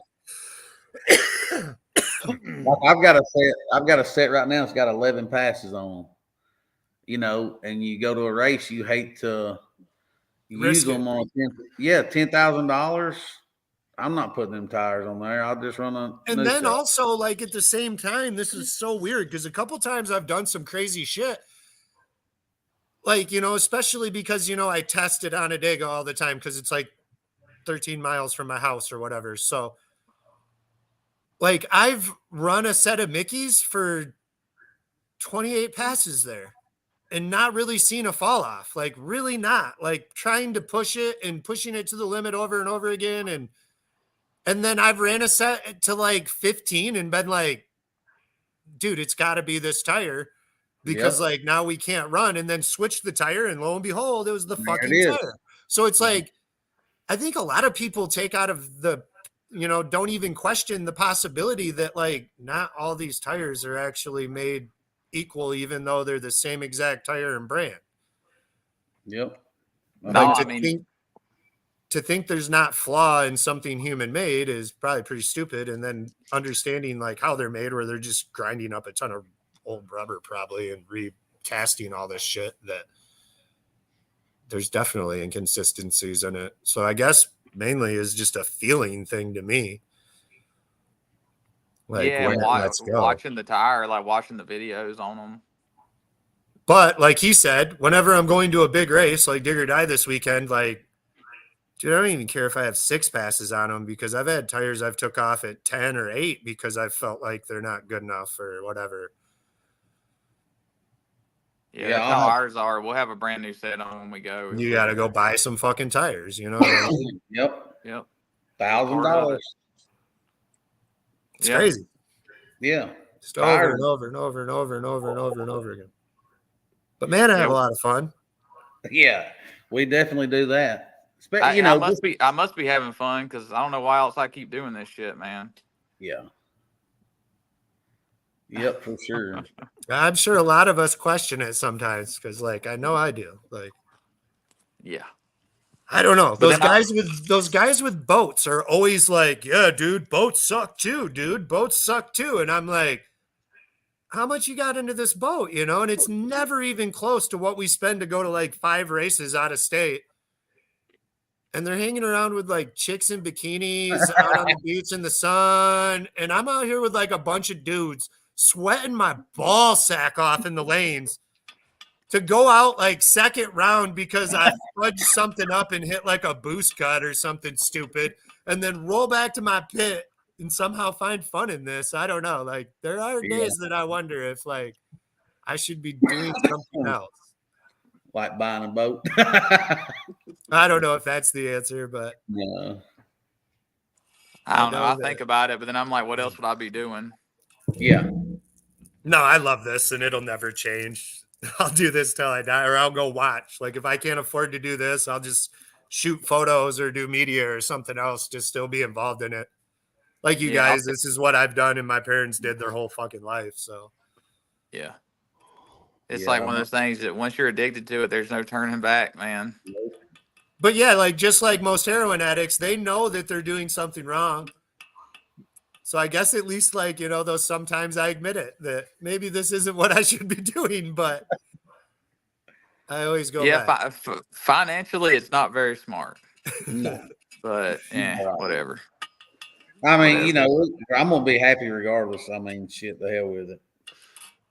I'm gonna have fun. Yeah. You can't take it with you. No, No, that's you right. can't.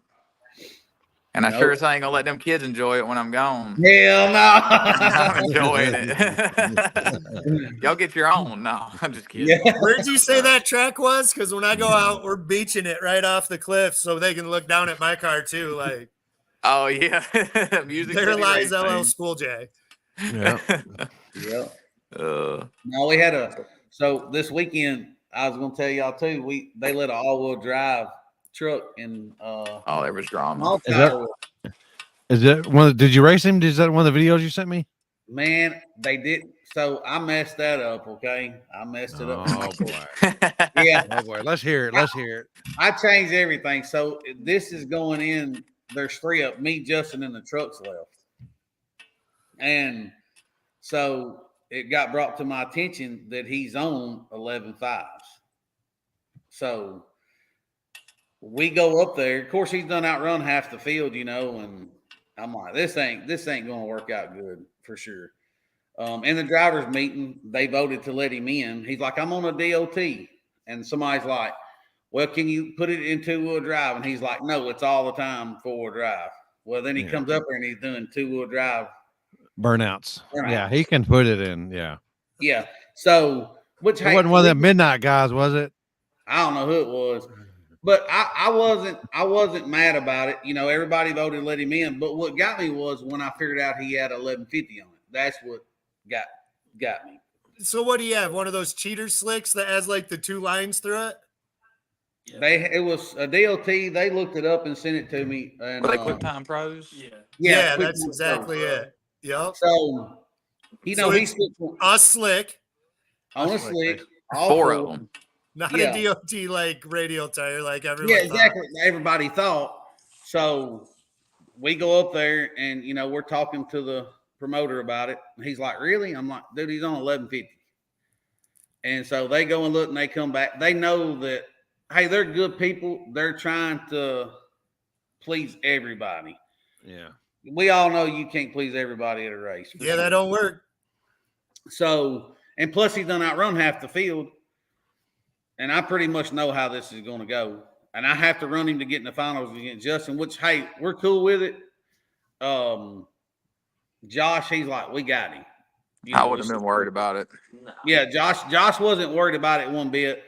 But of course, was it front side or was it backside? backside. Oh, okay, that makes a difference. So yeah, so we, He was kind of close. well, he wasn't. You talking about on the race? I'm saying he was kind of close to y'all's ET, but he wasn't quite there. No, we no, was he far wasn't. enough out of them. Yeah. So we wind up having to run him, get in the finals, whatever. You know, they're like, hey, we gotta let him run. We're not allowing any all-wheel drives back, blah blah. You know, and so we run him, and lo and behold, the Tennessee Hustler son, I cut a light, 60-footed him, and never seen him about 75 foot before I got to the traps. I kick the chutes and drive through the traps, and that's the end of that. And we go into the finals. Hell yeah. But you know, I mean, really, everybody thought, a lot of people thought that he had all of us covered, me and Justin. And but you know, it's just the fact that they let him in. He played us and them. I don't care what he says. He played them, and he done a good job at it. Yeah, So, people skirt the rules all the time. I mean, kudos to them. At least this deal worked out the right way.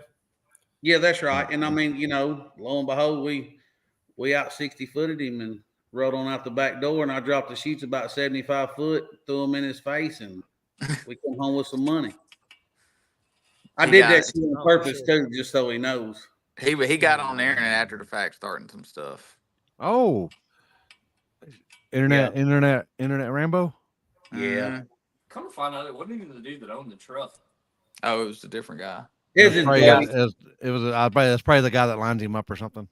Yeah, probably so. I'll drag his ass at every race. It don't matter. Hey, they all got mad at me because I was on my anniversary and I thought it was the finals. And I share the video and everyone gets on there, man, that truck, blah, blah, blah, this, that, and the other. And I was like, man, I reckon I got everyone butt hurt because I shared a video of a race, man. They were all Well, on you know, there. you got that appeal on people lately. You know, with the being, you know, so early in the season. You know, Yeah, right. They're wanting to see what you're going to say. You're like, what? Yeah. Yeah. God, man, I've been trying to lay low. My old lady said I got to lay low. Y'all know how that. Yeah. Fuck that. People are too pussy nowadays. If they can't take a good cut down, get the fuck out of here, dude. Well, Yeah. and that's what kills me too. You know, you got certain people that they want to call people out, but it's 2024. Call them fools out. Don't sit there and beat around the bush. Those guys leave the track and get loud on Facebook, but why didn't you say it when we were at the racetrack, you know? Yeah. You know how them people Deep are. fried Oreo. Yeah, for sure. Deep fried Oreo. But yeah, I mean, it happened, and it happened the way that it should have. Really, Justin would outrun him too. I felt like Justin would outrun him. Yeah, y'all had him covered. Either one of y'all had it. I mean, don't get me wrong, that truck is impressive. Hey, It's it's very impressive for that truck. That thing rose.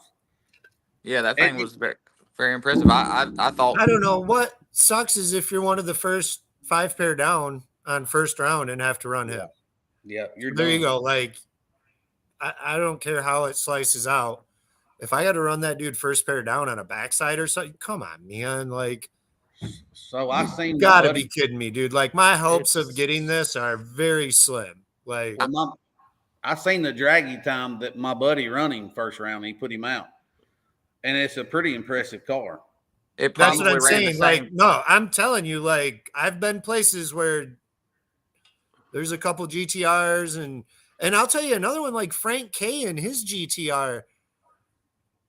Dude, that fucker right there will blister you up on a front side.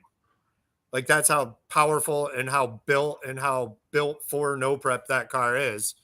That, like, on most front side surfaces, you're still at a disadvantage. Especially like if you're drawing them first, second, third pair down in first round. So like on a backside, god dang, dude, like that's rugged. Yeah. It ain't right. You know, I mean, and it don't seem like there's enough of them to make a class for them. That's what kind of sucks. Yeah. I don't have a problem with them. Just as it depends on the surface. So I've always That's said right. that for street stuff. If we're on a good road, yeah, I will drive up. No problem. Let's get it. But fucking a rock covered road, no. But see, I bet you he didn't pick up much numbers from his first pass to his last pass. It probably runs the Guaranteed. same number Yep. every time. Yep. But that first pass, though, I mean, he beat a fast car first round.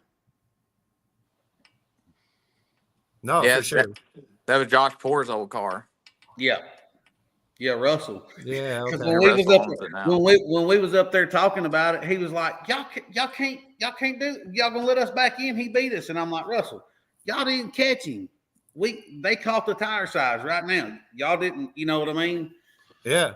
That call could really go either way, but that's what me and Russell were big buddies. And I told him, I was like, Russell, y'all didn't check the tires. Somebody checked it here. Yep. And it is what it is, and they was pissed off because we called him out on it. He'd been beating on his truck all night. And I was, well, hell, you come to race. We beat on them all. Yeah. And most of the time, some events have the tech people that help, but most drivers are going to tech, are their own tech people. So, they'll ask somebody that, let's go look at that car and give it a once over and see what especially in the street, I ain't got no tech people in the street. Yeah. No, I mean, you can't, but it got brought to our attention. So we brought it up to them because it was kind of jacked up how it all went down. It's not that we didn't think we could outrun him. It's just the point that, we got bullshitted. Yeah. Yeah, max tire size is 28 by 10.5. Yep. It didn't say how many tires though, did it? It did. That's great. Yeah, a little gray area right there. Little gray area. Well, that's I where mean, if people, they'll let little me- promoters are. If they'll let me run a dually, then all right. Like if I can run dual 28 10.5s on my car and have one hanging all the way out, then all right, I'll call it fair. Yeah. And we'll hang 150 pounds off the tip of the car and let her eat. Yep. But yeah, it was definitely a good time.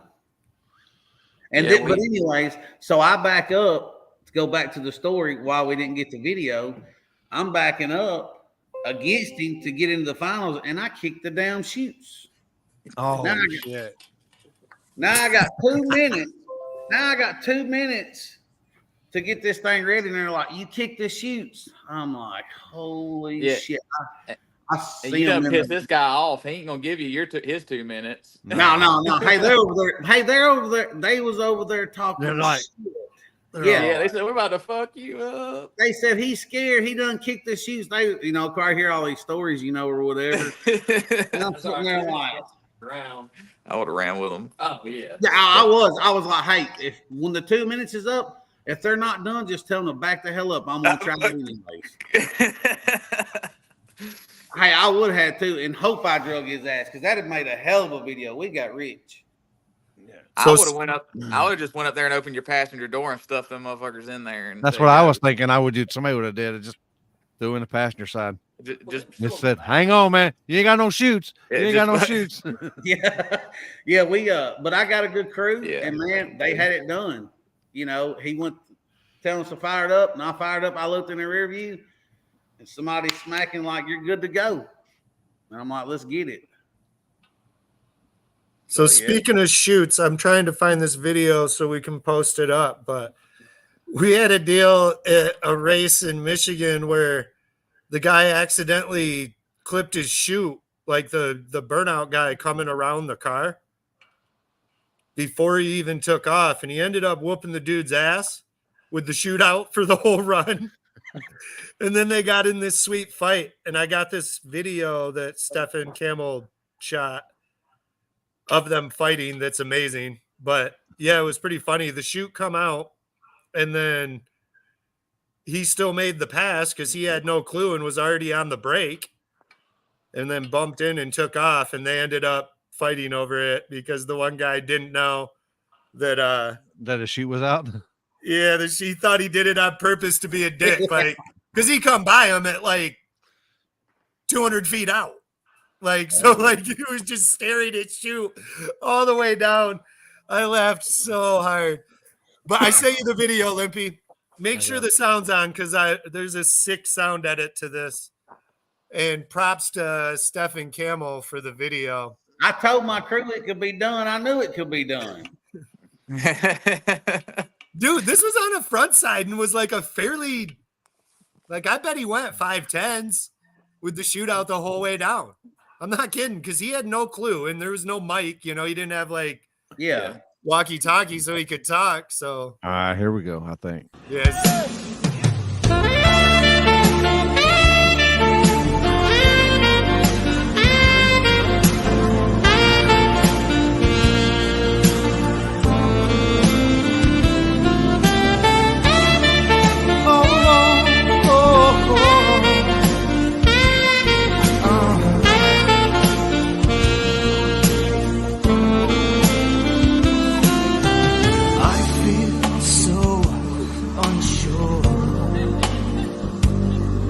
As I take your hand and They were super mad. Oh, I'm sure. But it was accidental. But try telling someone that. And even if it was, he probably still felt pretty mad. It was pretty bad. You know, I may have done it just to get in dude's head too. You never know. You know, Yeah. shit happens. I try to pull my chute because shit happens. Like, I don't really care where the fuck you are next to me. I fucking lose the car sometimes, as I've proven. And if the chute's out early or when it's supposed to be, I have that much more percentage of not crashing into the wall. Like, no hard feelings. Like, I'm not trying to be a dick. I could care less. We get beat all the time. So it's not like we're Ryan Mitchell out here just clowning on fuckers or something. Yeah. So Yeah, we ain't no Ryan Mitchell. I really and truthfully, I kick them a lot. If I feel that car shaking toward the end, I'm kicking them shoots. I don't care if I win or lose. I just want to really go home in my car because I ain't got the money. yeah, every time. And I can tell you both times that I've crashed, if we would have been to the shoots faster or cut, like, as you practice, like them coming out a little bit before the finish line based off on how fast you're running on this surface, we would have saved probably both cars. Like, or, you know, this one lived, but the one didn't live. We would have probably saved both. But instead, like, we weren't prepared to pull the chute. So instead, that was the last thought on my mind when everything hit the fan. And I guess tell people to pull it every time. And then if it does get in people's heads, that's just that much more of a bonus. Well, and I if mean, you let a shoot get in your face, get in your head, you need to quit racing. Yeah, I mean, you should be worried about other stuff. You can throw a shoot in my face, I don't care. Hey, I've been slow and still kick the shoots just because I want to be in that routine. It don't bother me. Yeah, it's a routine. Yeah, you got to have it. Yep, because What? you can get in trouble. That's why we put ours on buttons. Like mine and Rocky's car's got the CO2 handles in them. Oh, I was trying to get to it before you, Lippy. That was good. Yeah, that was good. It is weak. God dang. But it's not. It's really strong. I do it a lot. Like, I'm married, so it's not that weak, I promise. My aim, now we can get talking, because like my aim for the shoot lever sometimes is so horrible. I think that like in-car video that Fuel Tech posted or whatever, I'm like, Andrew, oh, the other weekend, he loved to be going to the doctor and seeing what gender it's going to be after this weekend. Shit, no, man. No, I can't afford another one, man. No. You're definitely going to have to get an RV. Nah, shoot. No, Hey, sir. do this right here. Go best $25 I ever spent in my life. Speaking of, today's my kid's birthday. I'm gonna give her a Happy shout birthday. out today. Happy birthday. 28 years old today. That tells you how old I am. that one don't blink either, Limpy. No, there ain't. Fuck y'all. I ain't doing no blinkies. I'll be out. Because these things don't do blinkies. Here, I'll do a blinky for you. Brandon is actually one of the best people I've ever seen at pulling the shoe. Brandon Mort. Yeah, like he Yeah. consistently pulls the chute when you're supposed to, no matter what. There's a 1320 video out there where he's pulling the chute as he's coming across the line, like sideways, and the car does a 360, and the chute ends up actually pulling it straight afterwards. Yeah, I don't know. Like on the new car, I'm sure he had a lot going on in his head. It was his first pass, first race in a while. That car's really stiff and a lot different than how his car was. So I don't know what happened there, but Brandon is honestly one of the people I always reference to other people that is usually religious and very, very good at pulling the chute as shit starts to get crazy. But if you know, he's also like one of the most crazy, wild, talented drivers I've ever watched. Like that dude pulls some runs out that I personally think probably shouldn't have made it. Yep. But somehow do. So, Yep.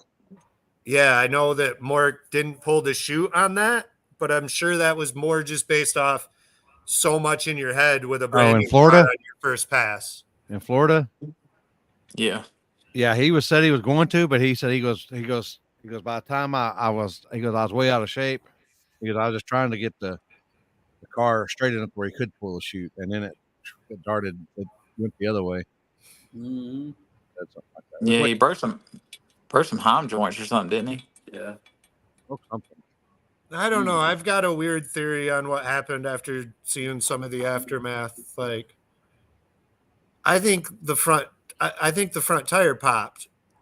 If you watch the video, he starts to get out of shape and then he goes towards the middle and the car like settles and is going straight for what I would say is 5 feet. And if you zoom in, his front wheel don't even turn. And the car literally like does that dart towards the wall. So Yeah. like, I have no idea, but I have this weird suspicion that the front tire kind of popped and drove him towards the wall in that end.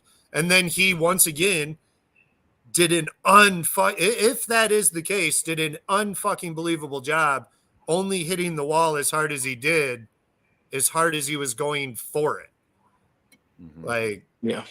it looked like when it cut left, I was like, oh my God, like this is gonna just wipe the whole. And I'm sure you guys, if you've watched the video, 247 Motorsports, go subscribe to their channel.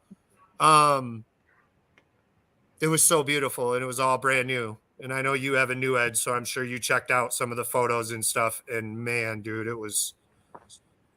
And for him to save it that well, that's awesome. Like, Yeah. Good for Yeah, him. that's pretty much my dream car. no, I know, me too, dude. I'm a huge sucker for a white new Edge. So like when I saw it, I was just like, oh God. It's got a Like, Ford why motor would in you it have too. to I do mean, that right in my face? And I got to race with you all the time. Yeah. Ugh. And then like my neighbor, which is Robbie or Rob Lock or whatever, works for J&E. So I've been like seeing photos of it the whole time and stuff, and just like, fuck, that's so beautiful. Like, but yeah, I don't know. That's my theory. Different subject. Love it. Squat or separate. What do you mean? Anti-squat or squat. Like as far like what's your Okay. opinion So we're on talking about anti-squat or squat. Okay. So I'll be pretty honest with this right now. My car last year, like you said, we were going really fast and had it kind of set up for going fast. We were running, I think I was at like 166% anti-squat, which is fairly a lot. I know people that run more. I know a lot of people that run less and more use the front end to control the car. I guess real quick, what surface? Well, I see guys going fast with the squat stuff, and I can't wrap my mind around it, man. I can't think separate. of a. I don't squat. I separate. I know people that squat that, and I don't particularly know anyone that I could give you any data from that squat like 2 inches or anything. Their squat is a very minimal squat. Like the people I know doing it are like half an inch to an inch worth of like squat, which I don't know what percentage that would be, like negative Probably like 90 or something. Yeah, something like that. 95, yeah. Negative 90 or something. But I know a lot of people that are running like almost a neutral setup. And I don't, just because it's out there, I'll say if you go watch Casey Max's video, so there's another plug, so he's not as mad as me pointing this out. But on Casey Max's page, you can go watch their videos. And in one of his videos, he shows his rear end. There, you know how like we'll put a camera on our shit to see what it's doing sometimes.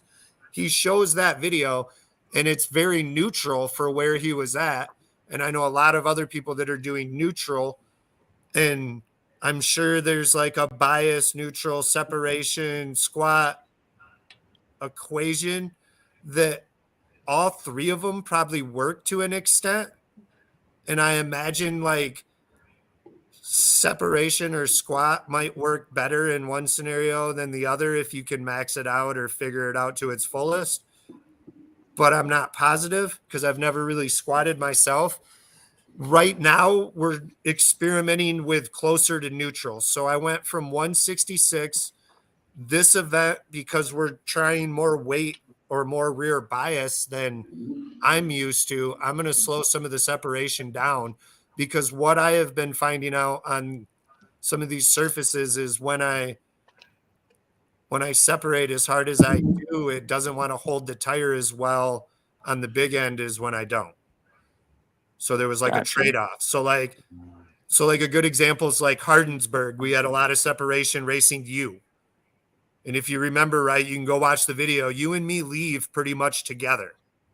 yeah. And I jump right out like a car and a half on you because I just out 60'd you that hard. Because when you separate with weight on a surface like that, I ran like a 122 against you. And you're probably like, nah, like, dude, my car's 60. Go watch videos of us. Hardly anyone out 60s us when we run that type of scenario. But what I found out for whatever reason, and I might not have something right. If anyone that's super genius wants to tell me a cheat or don't, I don't care. But for whatever reason, when we're set up like that, it doesn't want to hold the tire on the big end as well as when I don't separate as much with the rear. So like if I don't separate as much and I run a closer to neutral, I can really pour it in out the back door as compared to with the separation. Now, I haven't experimented enough with this to like pull weight out, put weight in some of these scenarios and go to 50 different surfaces and try all this. And some of my experiences before I was like testing, like now I pay close attention to water grain and weather and close attention to how many passes the tires have, how old the shot, like shit that some of my data, but just because I don't race enough, I guess, or test enough, is old data that's more of a gut feeling. Because did I actually test it in the same conditions? I think that'd be super hard to constantly replicate situations.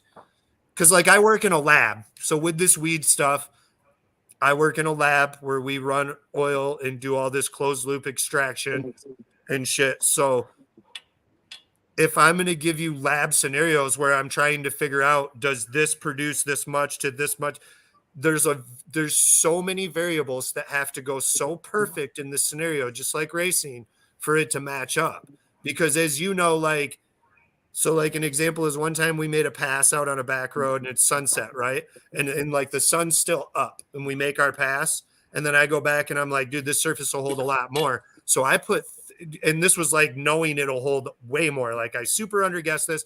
I'm just going to throw 3 pounds across the board and we'll leave on 1 more pound of boost and like 200 more RPM. Let's head back out after this cools down. Well, as it cools down, the sun is now like just dropped. And we go back out there, and this is midsummer, so the air's like super thick right at this moment because it hasn't balanced out. And we make this pass, and the car actually went a tenth slower. Dead hook, no wheel speed, 10th slower.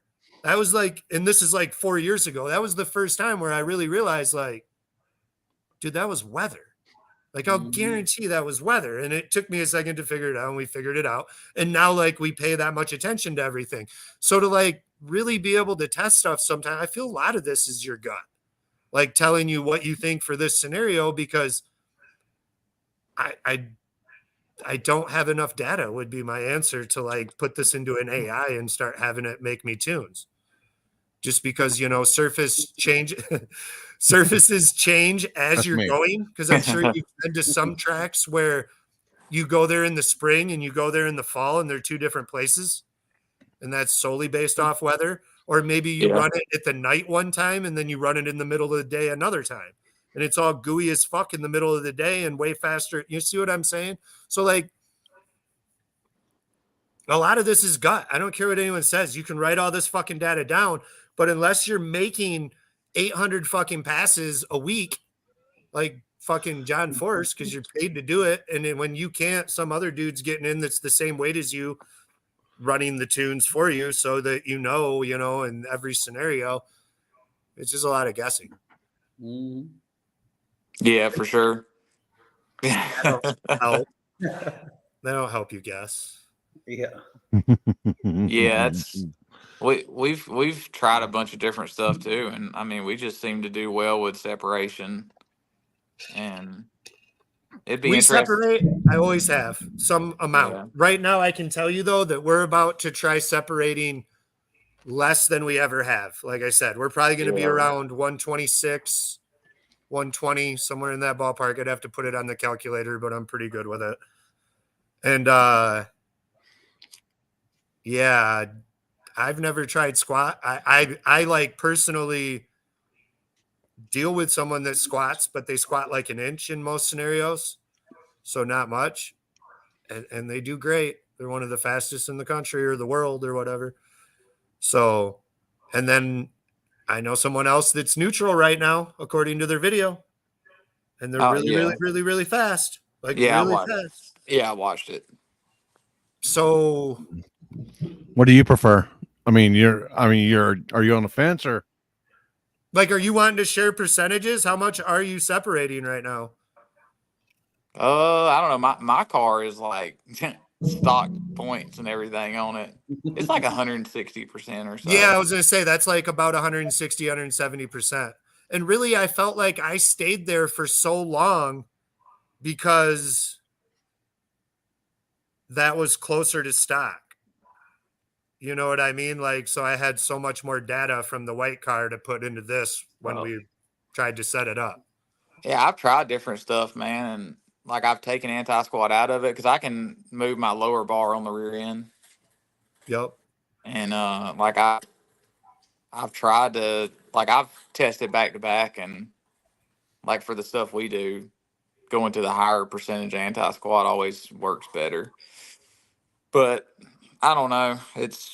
I just try to wrap my mind around how the squat stuff works because like when you leave the line, it wants to pull the weight off the tire. So it doesn't make sense to me, but there's people hauling ass doing it. So I think, and like I said, this is our first time trying it. So, like, me speaking is just my really idiotic self, like just thinking it out, sitting in a garage like we are right now and just taking a guess. I imagine if you're like squatting an inch or a half an inch or separating half an inch or an inch, I don't think the difference is that much. I think what you're relying on at that point, if you're somewhere around the 110 to 90, negative 90 or whatever percent, like either anywhere in there, I imagine the front is really how you're controlling everything. It seemed like it's the only way because the back's going to do nothing. So now everything is on the front. If the back don't do this and this, you know what I mean? Or the back don't do this and this, then all your real adjustment is mainly going to be on the front. And it would seem like if you're pretty neutral, that your shock settings are more pointless, I guess, minus the bumps. So like all your shock setting wouldn't be to slow down the separation at all or the squat. It would be all based off I'm tuning for how the bumps are on the track.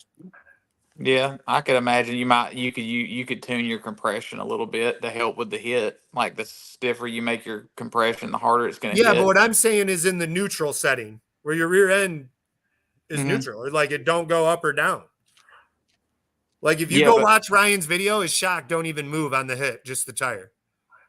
Yeah, but if you think about it, like when the car launches, it's gonna transfer Yeah, it's got weight. You that know what I like mean? pop Yeah, or what. Yeah, I know what you mean. because it's instead of the rear end separating But and they're hits the not gonna tire, do what the you whole and me body hits do. the tire. Like I'm sure you sometimes, mess with your rebound or your compression on the separation side, because I do all the time. Like, oh, if I do this, I can hit it a little harder on the line, and away we go. Yeah, You know what I mean? I just feel like some of that would be taken out somewhat yeah. I feel like in a you'd run neutral like some setup. way less aggressive compression and rebound settings than like what we do. Like So I'm yeah, sure I you're don't probably know. the same way. Yeah, it's cool how all that stuff works. Yeah, I just figured I'd bring that up as a subject or whatever. Well, like, and I know other people that are using shocks that like are pneumatic or controlled, like your front struts. Well, they have a regular front strut on there and then a helper. And that helper can literally like let you do this much off the hit. And then at any point in the track, you can just go, whoo, and like replant the tire. So, like, imagine you getting 4.5 inches right out the hole at a place that you don't need all your travel. Like, you know what I mean? Some of them I don't need to have this thing have 8 inches. Whether I'd let it do it or not is another subject, but it don't need it. I could probably go down just as fast, just like you were talking about going 590s with Rockies with only, like a little bit of fucking front suspension. And then at half track, you could let it go like that again as you're hitting like a scramble to help hold the tire. Like, I don't know. There's a lot of tricks people try that's what makes this so fun. Yeah. Because people do try it to go faster, anything. Just like those wings. Like, I thought they were cool as hell. We had Nick Puyak come and stayed, I don't know, like 3-4 days at my house. And we did a bunch of racing up here and stuff together. And I got to see some of that data that you were talking about. And it was wild. Like, I knew right then, like, these work. Like, definitely work. Yeah, like mine will go back down to ride height by the end of the run. And then holding you straighter is priceless. 100%. No, that Camaro does work. No, you guys have been killing it. I definitely want to give you props on that. The first time I seen you, I thought you were my buddy from Oklahoma because he has the exact same car. Yeah, I've seen that car. We seen it at the big race they had in. Oh yeah. What's he called? Andrew. Little baby. Yeah, the baby. The baby. But he even had the wing in there. He has a wing, but he's got big block twins in it. So Yeah. And then I was like, when I seen it, same color, everything. I mean, exact, no hood, everything. I'm like, damn. And then I was like, maybe he sold it. But then I was like, nah. Yeah. That car come out of California. It was on Street Outlaws, wasn't it? Yeah, they said it was on with Callie Nate and them out there. Oh, I guess it was on big tires when they took it out, I guess. And then I bought it out of North Carolina. I was looking for a bunch of cars, and really I was looking for a chromoly car that was built good. I was looking for safety, really, because I knew I wanted to go fast. Yeah. I didn't really care what it was, but I really wanted a Nova, but I got tired of looking at a bunch of junk and I run across that one. And I'm a Camaro guy anyways. I was like, well, that's my sign. And it was pretty cool because, it was just a roller and the guy just grabbed it and pulled it out of the garage with a wing on it. And I'm like, that's the ugliest damn thing that I've ever seen. So I pulled it off immediately. And then I knew real quick we threw it back on, man, and it was a game changer. I'm not saying that fixed all the problem, but the car acted totally different with it. Because so there's another thing. So it's like it was meant to be. yes. So now you got my head thinking too that like maybe the way I had the car set up before, where I told you that I felt like I've had it set up, closer to what I have it set up for right at this moment, or the more separation I'd been running the last year, maybe with the more separation in a wing, now this like me getting like light on the tire on the big end is solved. You see what I'm saying? Then I can 60 real hard and still hold it out the back or flip over, or hold it out the back. And Don't Mustang have a big wing? Don't he have a big wing on the back of his car? I think theirs is like a special wing, like But I mean, he's on a hard tire too. So but it's so not it's a working. big wing. It's working with a hard tire. We're going Yes, to be it on a is. hard tire with a wing. Yeah. Yeah, this car over here. Yeah, they're about done with it. They done a ton of work on it for me. It's a car I had since I was 16, and they pretty much rebuilt that whole thing. I'm telling you, hard tire is going to be a really big class here soon. And that car's a leaf spring too, so we're going to really we might have our work cut out for us, but we'll It's so see. good. But Yeah, that's what Jasper. That would fix your out the back problem, Jasper, for sure. sure. That's what I'm thinking. Then we could switch it around. Yeah, We are giving out too much info. I felt like it too. I felt Just like keep at this smoking, point, yeah. like, thank God no one probably cares about us, so no one will Yeah. watch it. But God dang, Yeah. dude, like, You've got to find this one episode at 2 hours and 14 minutes. Yeah. yeah, everyone's gonna be like, "Oh, wow, I never thought that before." Some people is going to be like, "The hell with this? We'll just go with our gut feeling." Hey, and that's why I watch all these shows. Whenever I see like people that have won stuff, I'm getting on the show and watching it because people will let stuff out and you can learn. I stuff. promise right now that we haven't really said anything that if you watch all the videos like we do, because I'm sure you're like me and like Limpy, where you go through almost everyone's YouTube channel, because I'd way rather watch that than Seinfeld. By the way, Seinfeld sucks. Sorry if you like it, but that show sucked. But either way, we watch that. So if you watch every video like we have over whatever's been made for the last 4 years, you will probably know more than us. Like,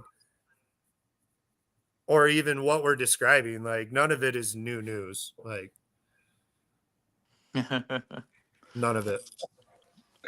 And like we said earlier, all these are adjustments you got to make on top of what we're telling you you might want to put or do, or And every whatever. car's different. Like we so just it said, might work on one car, but not work on the other. the two people that I described in this that weren't me are both two of the fastest guys in the world, I promise. Like 100%. One is squatting, one is neutral, and I could tell you a bunch of others separating that are just as fast. Like, Yes. there's that's more just than one one piece way of to the do it, puzzle. and it's all of it changes, and you're just trying to figure out a lot. Like, all these surfaces are different, and and that's just like when we put the wing on our, like, it didn't make it that much better. It just helped it a little bit. Like the car was already good without a wing. yeah, I swear to God, there's no fix all, unless like you're paying. You mean getting that wing ain't gonna give you more horsepower? Yeah, right. No, you don't get that 50 extra. You got to put stickers on to get extra horsepower. Oh yeah, you gotta sponsor stickers. Yeah.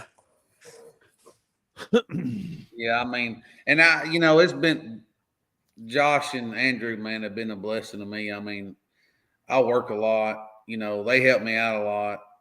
If it wasn't for them and the people, my crew and stuff, I mean, them guys are a lot smarter than me. I ain't gonna take all the credit. I'm a driver. And they've taught me a whole bunch. Like Andrew's taught me a bunch, and Josh. If I get in a situation and we pretty much got enough tunes in the car now, I can do it. And if I can't, it's a pretty easy fix by a phone call or something, because I'm not no master at it for sure. Them guys have helped me out a whole bunch. And we was friends, but, now we're pretty much like family. We just like doing it. And yeah, the smartest. We've learned a lot with Rocky's car. A whole lot. Yeah, that chassis is sweet. That's one thing, especially for backside or some of the sides. It's sweet for all surfaces, but like how little a weight you probably got to put in the back to create the same setup is the real enticing part to me. Well, and Jasper, you can probably speak to this too. Like, I don't know, have you tuned on some chassis cars before? Yeah. I mean, like I So said, mine's not a chassis car, but it's double frame rail right into the Marty. It's pretty much a it's chassis car. it's pretty much it's a stock suspension chassis car. But it's stock suspension setup. But yeah, we've worked on quite a few cars that are full chassis cars where you just cut the bottom floor out and set it on. Yeah, I really like that compared to like a car like mine Oh because God, it's night and day. when you make a change on a chassis car like Rocky's, it takes the change. You see a difference. I Like a Mustang like mine. Sometimes you'll make a change and like it does something completely different. Like it or it doesn't do anything. Sometimes it will, sometimes it won't. Like a car like mine, like I they feel move like around and they flex and everything.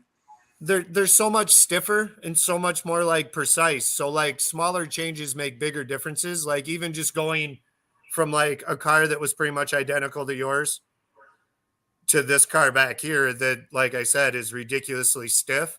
Like if you go watch my old videos, I drove like Brandon used to before this new car, all over the place. Pull it right out. Come back to my pits. All my guys are like, what are you doing? And I'm like, nothing, dude. I was fine, dude. Don't worry. It is good. I had it under control. To the first time we took this car out, and like the first time I got as sideways as I did in the white car, and it's lifting the other side wheel like a foot off the, like we almost rolled it. It was like, whoa, like all of a sudden. So like, here's a difference where this is kind of neat.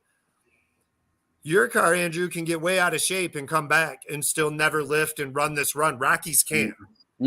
Rocky gets out of shape, it's over. So, but if both cars go straight and do what they're supposed to do, Rocky's fucks you up probably. Minus it being on such a slow surface that his 440 couldn't be turned down. But if you took your motor and put it in Rocky's car, then it would really destroy your car. 100%.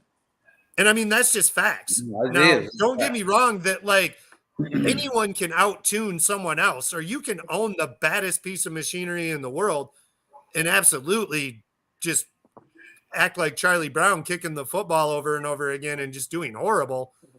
And you can have a piece of shit and just kill it. But when it comes down to what that particular vehicle is capable of all out with the best tuner in the world on it or whatever, that chassis car is more money for a fucking reason. Like, because they'll kick the shit out of a car, like a unibody car with a fucking 12-point cage in it. With a funny car edition. 10 out of 10 times, man. And we see that all the time when we're at the same places. Like we can usually get Rocky's car faster than mine. It's usually for sure. And like I said, with less weight in the back and just what's completely effortlessly, like we have to pull tons of power out of that car and it's still fast as fuck. You know what I mean? It's a completely different. Well, your car is soaking so much up. That's why you can get so out of control and bring it back, because the chassis is just absorbing all of the shock. Where like if your car's stiff, like Rocky's or mine, once you're out of shape, it's over. Like it's over. I mean, you can give it a go, but I will firsthand tell you that it's a bad idea. I mean, unless there's a lot of money on the line. Yeah, no, we've seen that numerous times with Rocky's car. Like, especially last year, we had issues with it wheeling. And the time it's ever wheelied and it comes back down, it's so upset that there's nothing you can do with it.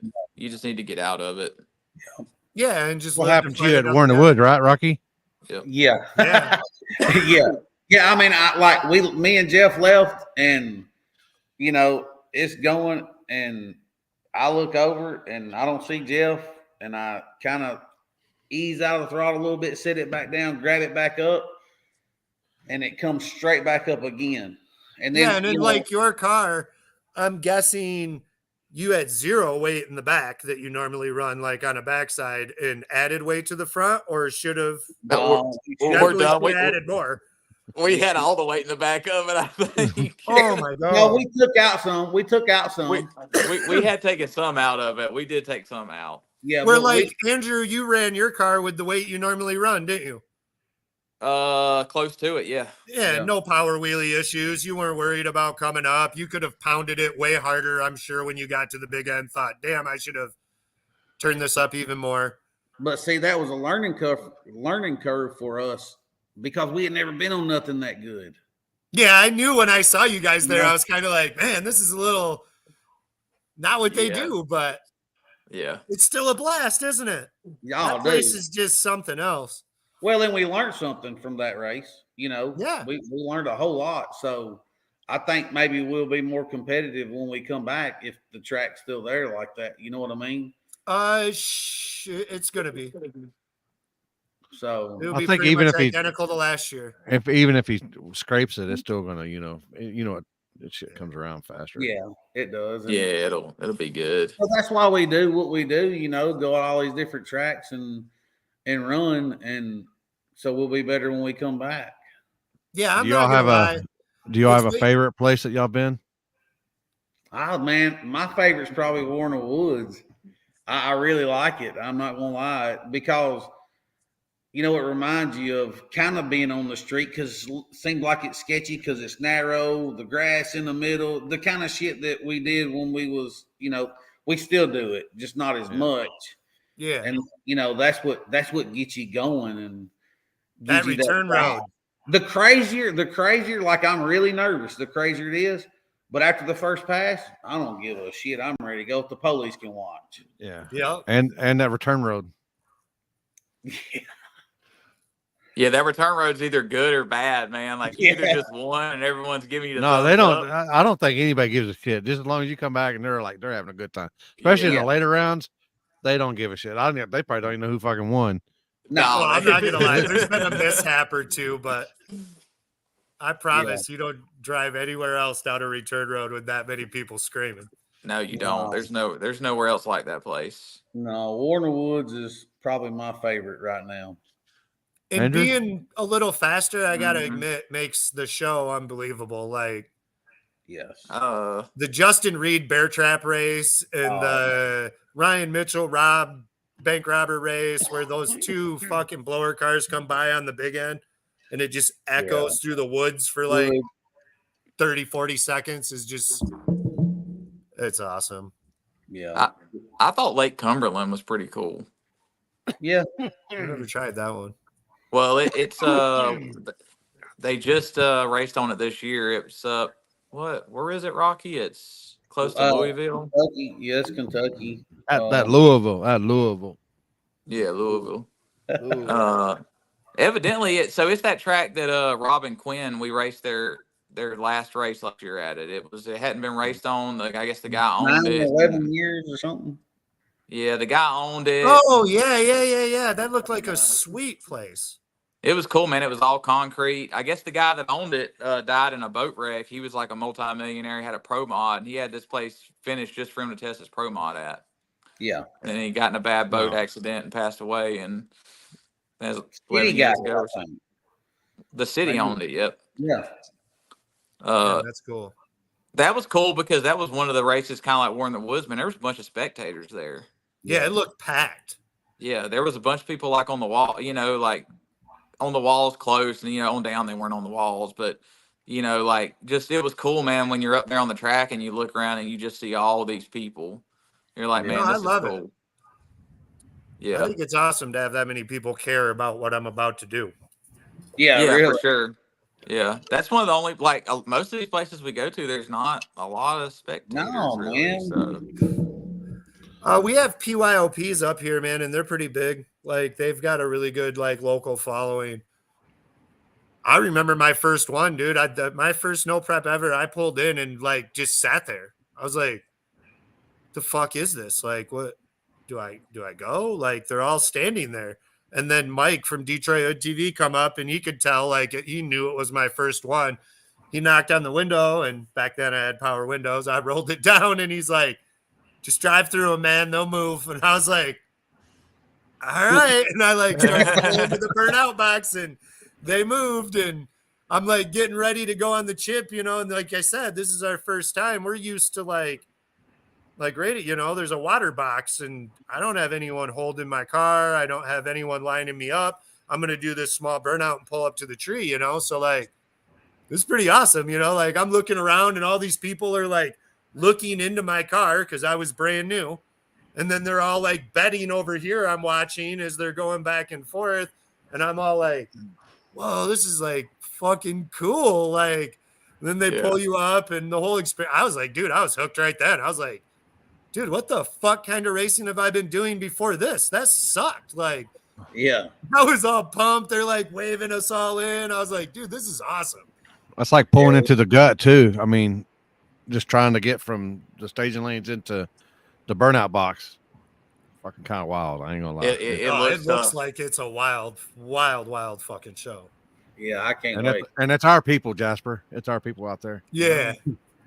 I watch Gut TV, so I see my people all the time. They War in the Woods used to be crazy too, man. Like the last 3 years, we really had to get on people. Because like you couldn't, the tire crack cam was a joke. Like if anyone protested, which thank God no one really did, everyone was just pretty stand up by miracle. You weren't going to see shit because the middle was so full of people and you keep kicking them out. And after a while, it was just like a give up. Now, I mean, we got some used to have guys to down there that patrol it. We used to have 2 people that do tire crack, one on each side, and then damn, we end up moving that box back, and then that year was wild. Like literally right like before.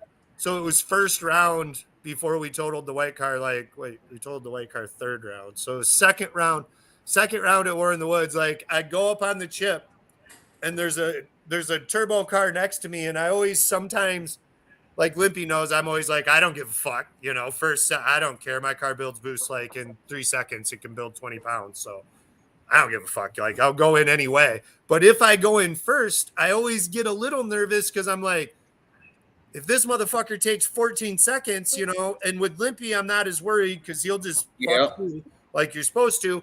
But like it's still in your head, right? You know, like even though it's Limpy up there, I have to reassure myself because, you know, I've been in so many situations. I go up on the button and like I'm watching Limpy and he flags me down and he's going to go to the other side. And I go to like turn my head to see like what the other car is going to do a little bit. If I feel like, you know, they're popping quick or not. And as I turn my head, there's this dude with a brew, like literally at my window, like, no, yeah, and I just looked that straight, dude. And I was like, just rolling laughing in the car and was like, poof, and like took off. I was just like, dude, like only here. I was like, oh my God. But it was dope. And that's what makes you like, this is badass. I was like, oh my God, that's crazy. Yeah, it's definitely. Yeah, places like War in the Woods is where your crew's got to be experienced. Yes. God, yes. Like, I imagine you've got to. You got to know. If they don't know how to maneuver around those people and get people to move and not be nervous. Yeah, because like, you know? There's some people that actually lose their shit on the start line about people being in the way. Oh God, yeah. Oh yeah, I think I know who that is. It's fucking crazy, you know. Like, I swear I've saw some post on that somewhere. That guy, I know that guy. I remember reading that and laughing for a long period of time with like 800 comments on it. It was I think I think 3 days of shitting on the toilet worth of material. And my feet went to sleep twice. Oh shit! Oh, that was good. Yeah. But no, all right, we're definitely coming to support you though, Limpy. If everything's going, we'll be there for sure. I appreciate it. I'm excited about that for sure. You know, and I try to support, you know, all y'all guys, you know, as much as I can, all the promoters and stuff, you know, and you know, people getting their feelings because I share one post that races are on the same weekend, and you know, but I'm friends with y'all. I'm going to support both sides. Can't you do that, right? Yeah. Hey, you can still show support and not show up. I mean, it's still. I mean, if people are closer to you and they see it on my post, you know, if I can get in you. This day and age, you know, somebody's gonna if there's a better chance that so and so is going here, then I'm gonna not go there since I know I can't beat him. I'm gonna go over here. You know, there's a lot of that going to happen this year, and it's obviously, and it's able to do it too. You know. Yeah, the Yeah. fast cars are going to other races, so I got to go there and see if I can compete with them. I heard that. I don't know. I feel like promoters bitching about races being on top of theirs is so 2023. Now it's just 8,000 races anywhere you go. Yep. It's Like 2022. Michigan itself, legit, like 4 of the months this year, 4 have races every weekend. Every single weekend of the month, you can go to a track in Michigan and no prep. Yeah. Like, so that's insane. Something that kind of worries me on that is you end up with really small car counts because everyone knows that I don't have to make this event because there's one next week I can go to instead. So it makes lazy racers that blow off fixing their cars and going racing because they can go to one next week. That's And true. then Yeah, the for car sure. counts just kind of fall. But for me, I don't really give a fuck. Whatever. So you can't bitch because everyone's doing it and it's all over. I mean, my old rule of thumb was if I was within 5 hours of someone and they were holding a similar race, like I wouldn't count a backside the same as a front side. So like I wouldn't care if you guys are 50 miles apart. If one's holding a front side and one's holding a backside, I don't know. I don't see the harm in that. Racing. There's two. Yeah, and you've got enough racers for both. And don't get me wrong, you'll miss a few because a few do both or whatever. But like, oh well.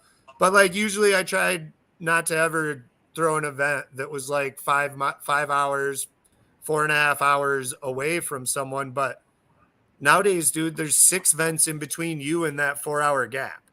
So like, what the hell does it matter at this point? Like so like something that I shoot photos for a living, and in this town, like any town, what is there, 4,000 photographers that are all showing you their shit on Facebook that, like hometown locally for like family photos, not talking race car stuff, like just literally like you went to school with what, 20 of them that are now like doing it. So like everyone does it.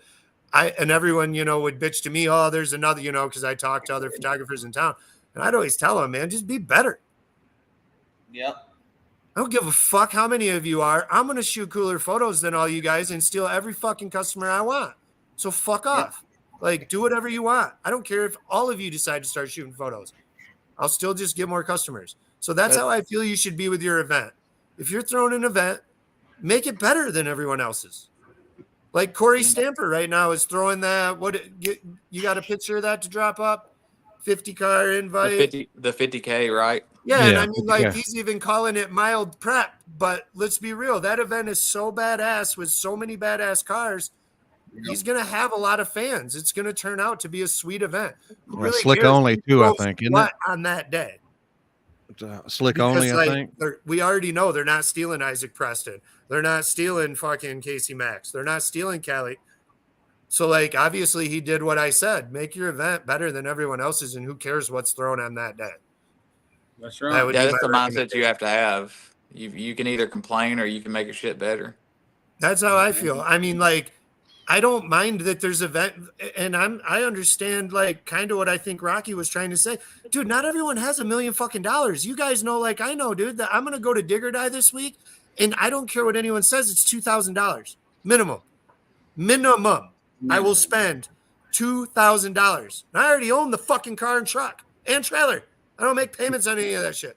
I own it all, and I am going to spend $2,000. Don't get me wrong. Maybe I spend $1,500, but like I'm gonna have $800 in gas just to get there with the car and all my shit. I'm gonna have $800 to $900. It's a 13-hour drive for me.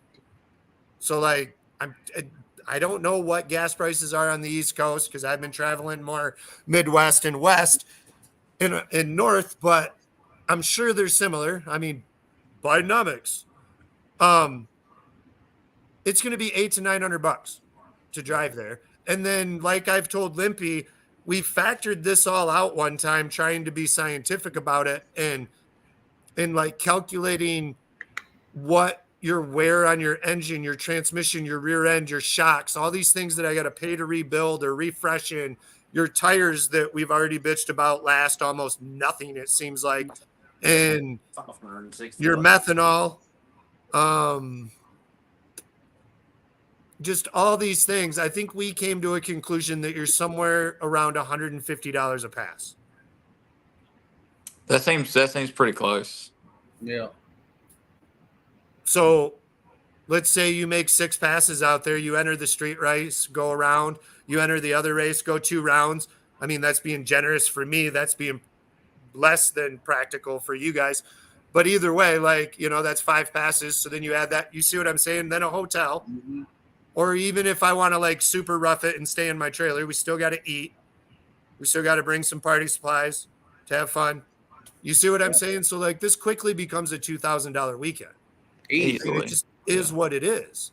So Party supplies. that $2,000 a weekend, I mean, I can't fault someone for wanting to throw a race in Michigan. I don't know how someone in Indiana or Ohio are mad.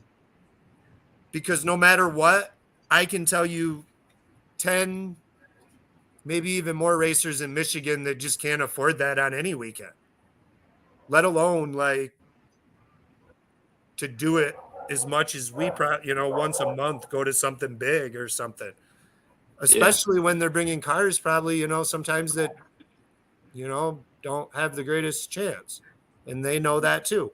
So like, that's even harder to donate when you're spending that much money.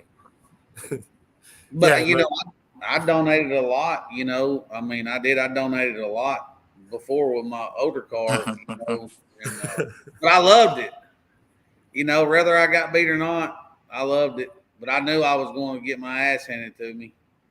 No, and that's how we are too. Like I've explained almost every time I've ever been on one of these, we were broke when, like I've been broke at times in my life and really, really broke. So for us to even be here, like there were times I couldn't afford to drive to War in the Woods from Michigan and watch the motherfucker.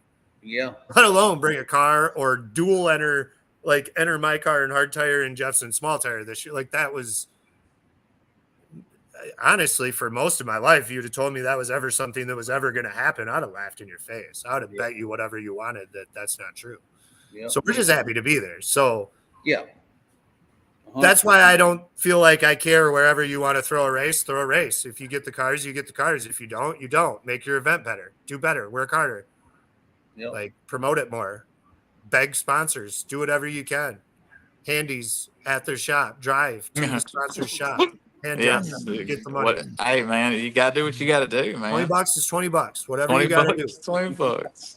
So, I mean, like, that's usually how I think about it. But there is, like, I've always tried to not step on anyone's toes. And especially, like, sometimes, you can kind of make a big event. Like I do that up here sometimes, if I'm throwing an event, I end up with a lot of the racers because I traveled all their shit that come up to mine because they want to, show their appreciation for me traveling to theirs. So, like, I try not to schedule my races, like I said, any different than what I just said so that we're not, like, trying to step on anyone's toes or anything. And I try to get them out as early as possible so I can claim to be first. Yeah.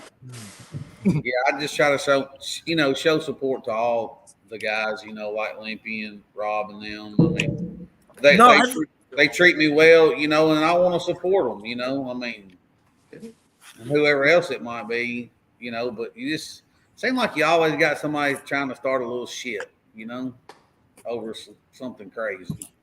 And it's drama now. Everybody's all I want about the drama of it. 95% of people are all about the drama. That's the problem. and I just want to, just be cool with everybody, have a good time, and if somebody wants to race me at the track, call me out and I either take it or I won't. Most of the time I'm going to take it because I got a big head. You know what I mean? You got to believe in your program, right? Like same deal here. So like Sunday we were trying to race Glenn. He wrote me and was kind of like, dude, I don't have like a ton of money, right? You know what I mean? I don't have my whole crew with me because a lot of times up here, a bunch of people throw in on these grudge races on the street, and that's kind of what builds the pot up. But he was letting me know, like, I'm coming with just my boy. I don't have the whole crew. There ain't 1,000 fans here. We were just going to do this, me and him, like my crew, his crew, and go, you know what I mean? With no fans in the middle of the day on Sunday. And he was like, I told him right off, I was like, dude, we can do this for free. Like, you're coming all the way up by me that's 15 minutes from my house.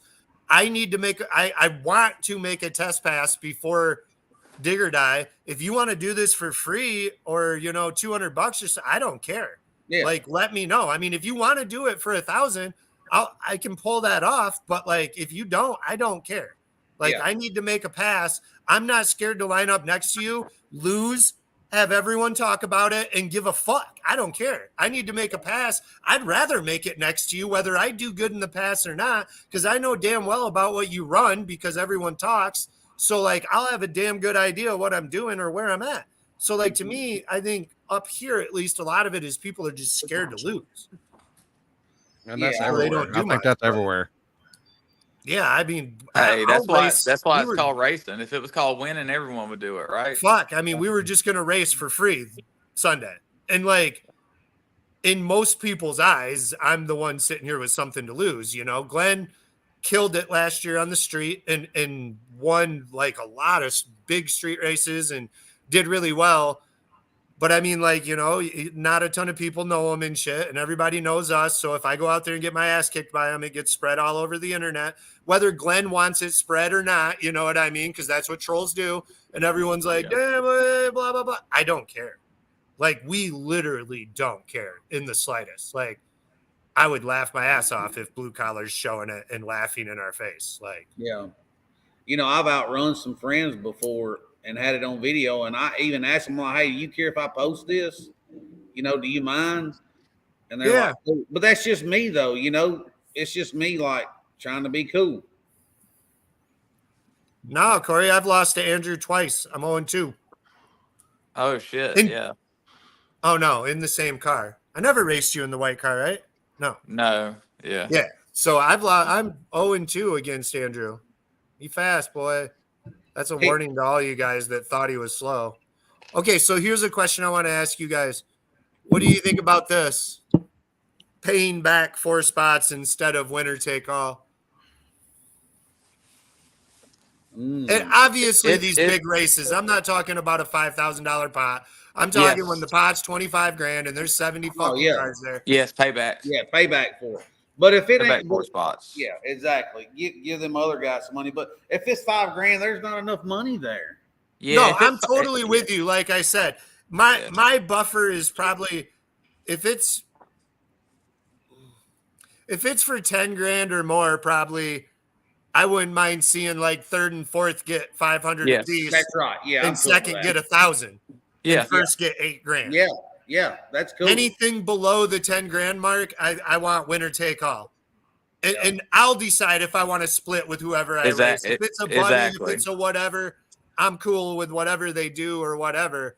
But yeah, I think Mike did. He paid back each round, and I think the further you got, the more money you made, and then plus I think it was like 5,000 on top, and the winner got the 5,000. You know, and I don't mind that either. For the record, like I don't mind that, but like I said, it wasn't that bad. It wasn't that bad.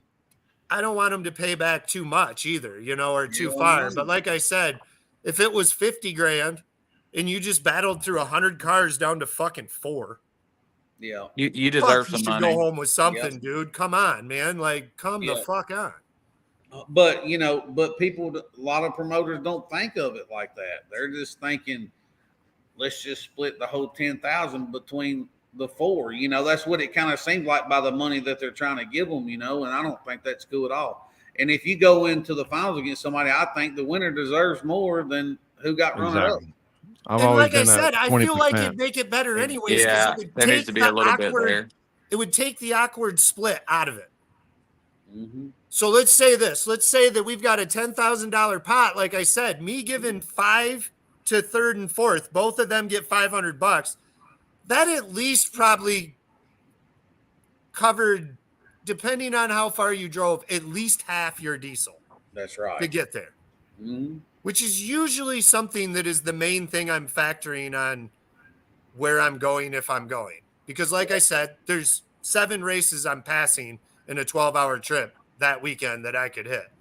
And more than likely have a better shot of winning than like going to dig or die. Yeah. You know what I mean? This giant race where all of us are going to try to kill each other. So 500, 500, 1,000 back to second means that you, depending on how far you traveled, you might have even paid for your weekend. Yeah. And That's then the right. winner gets what he deserves. $8,000, meaning his weekend, no matter how far he traveled, is paid for. He's rolling home with extra money, which he deserves. Now we don't got to have this awkward moment where I come over and I'm like, do you want to do anything, Rocky? Yeah. And Rocky's like, dude, I don't know, man. Andrew and me have been talking. We feel we're quite a bit faster than you, but I could break up there. So I don't want to, go home with nothing. Yep. And That's we're both right. sitting there with this, like, and then one of us goes 60-40. And then Yeah. there's like either, yeah, I'll do that, or like, fuck all that. Like, if we just set it up right off the 70-30. bat, it's over with. Yeah, Yeah. I've always done 70-30 or 80-20, but here recently it's just been I'm gonna pay one guy and let y'all fucking figure that shit out. Yeah, that's Which true. I understand that too, with the way the world wants to cry, because even if I do this format I just described, this seems like a slam dunk win for everybody, and no confusion, and no one getting fucked over, and you not having to chase someone through the pits for your money and sit there for an hour later because they're busy celebrating and high-fiving everyone, and you're waiting for your fucking measly $2,000 to get out of there, that you're now contemplating leaving because you're so pissed because you just lost in the finals. You now just go up and grab it off a dude and leave. Yeah, I've been Like, there. oh, this is a slam dunk. You will still have thousands of people bitching and saying this sucks. Yeah, that's true. Like we said in the beginning, you'll never please them all. Nope. 110%. But it seems like a slam dunk because, like I said, you spend as much as us. And even if you're hot now, there's times you're not. Like, you win 1 year a ton, you don't the next year or something. It's still nice when you get to the Final Four to go home with something and try to justify keeping doing this sometimes. Somebody winning money is just like Nick says, is that gives them hope. Hey, we're moving in the right direction here. We're getting money. That's Yeah, right. and it brings It them allows back you to next go back weekend, home too. and tell the boys, bullshit, dog, or tell the wife, look at me, I made something. Mm-hmm. Yeah, and they come back next weekend and you get to race them again. Yep. You know what I mean? It helps when the money helps for sure. No, I just, like I said, there's a limit to it. Like, to me, it's $10,000. I'm sure other people would want us to do this at 5, but yeah, I don't know. Yeah, That's a little much. five's just a little too low. Five's more like, hey, let the racers Well, like figure I it said, out on these when they get down weekends, we're spending $2,000 at least for the weekend. And that's, like I said, if you kind of budget this, not staying in whatever hotel you want, $5,000 don't make you that much money in the end. no, Like, it gets you one more race. yep. Yeah. Like, Pretty it much. pays for the one you just raced and one extra. Yep. So, I mean, it's not much. So, like, I don't want to become bracket racing and I'm going home with a $20 bill. Like, you'll watch me leave a lot of money at the track waiting for that shit. Like, Yeah. but yeah, and some of them, that's interesting. I like asking those questions and seeing what people think. What's the weird question we're gonna ask them? You got a weird question? What? We need to come up with our own weird question because I mean the oh yeah, what's the our worst weird hotel one? story. Yeah, no, I stole Ease and Beeze's and I felt bad We need because to I literally come up stole with our it. own Like, fucking. just stole it. Like you ever got caught jacking off in the closet? That's a great one. That's a good hiding But spot, isn't it? there's gonna be a lot of no's. Damn. I don't know. That's good. Let's see. I don't know. That's tough. Well, you got what's fuck it? You got a bad hotel story that, like, one that like just comes to mind, and you're like, nobody's ever gonna fucking top this motherfucker. No, I believe you got that one up there. Where was you at? Was you KD? No. That ain't nothing compared to Money Mike's from Canada. Yeah, he stepped on a loaded condom. Fully loaded. Man, that's crazy right there. Okay, I got it. All right, this is going to be our new question that we ask everyone that comes on the show. Each of you have to give me your craziest non-race related story. Any age, any story you want to tell. You were kids at the gravel pit. You snuck out of the house. You went to this party. some crazy thing happened during birth? I shit my You pants. got them. I know you got stories. I shit on You the guys hood of were a at a Kia mud in bog one Ohio. time.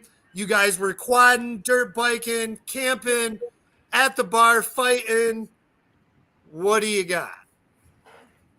Don't make Rocky, me I ask know you. Rory. I know Rocky's got some good ones. Let's give one, man. No one's watching this. You don't got to worry. ain't No one's nobody watching. watching. No one's even going to care. Your kids aren't going to rewatch it. We're lame. Spill it. Yeah, this is Full pre-recorded anyway, so nobody's watching this shit.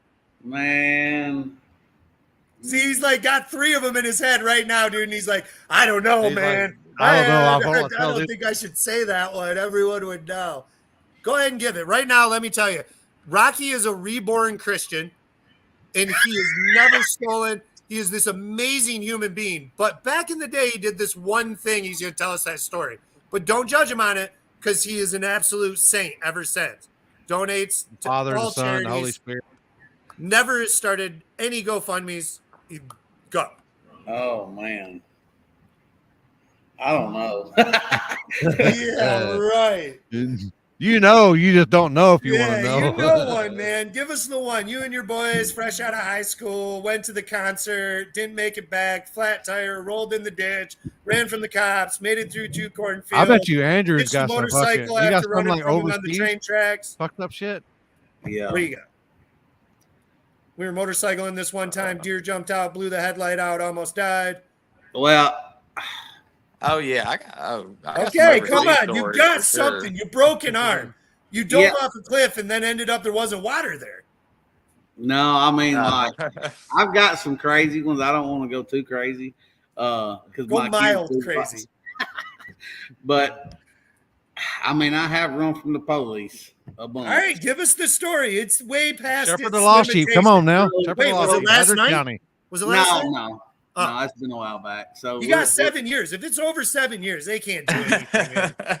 Man. This ain't too crazy, but like we was just, I raced motorcycles, street bikes for a while. Of course, you know how it was back in the day. Everybody rode them and just went Yeah, everywhere. everyone. Donkeys. And so my one buddy, he's like, man, let's race. And I'm like, hell, let's get it. So we're racing and, we top over this hill and sure enough, state trooper sitting there. Oh, And I'm like, holy shit. And of course, blue lights come on.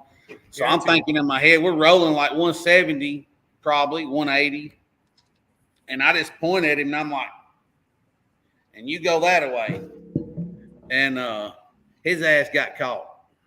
Oh, I got lucky and got away. But he was my boy. He didn't tell on me. You know what I mean? Yeah, hell yeah.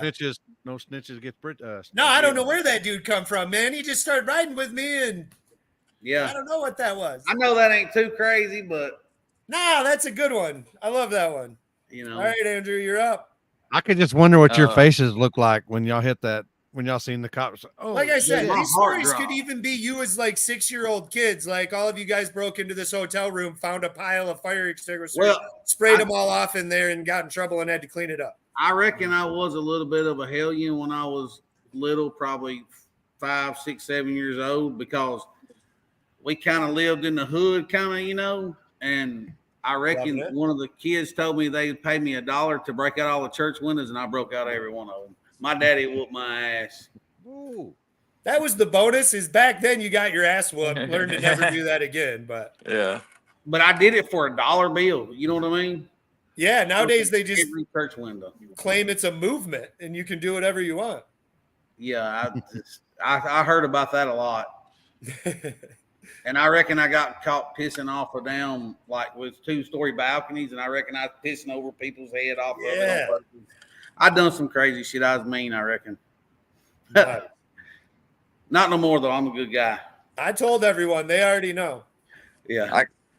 I reckon I got a pretty good overseas story. If you guys want to hear it. Dude, I forgot. Thank you for your service. And I saw you were in there. You got to have something. I mean, don't give us any of the classified shit, but.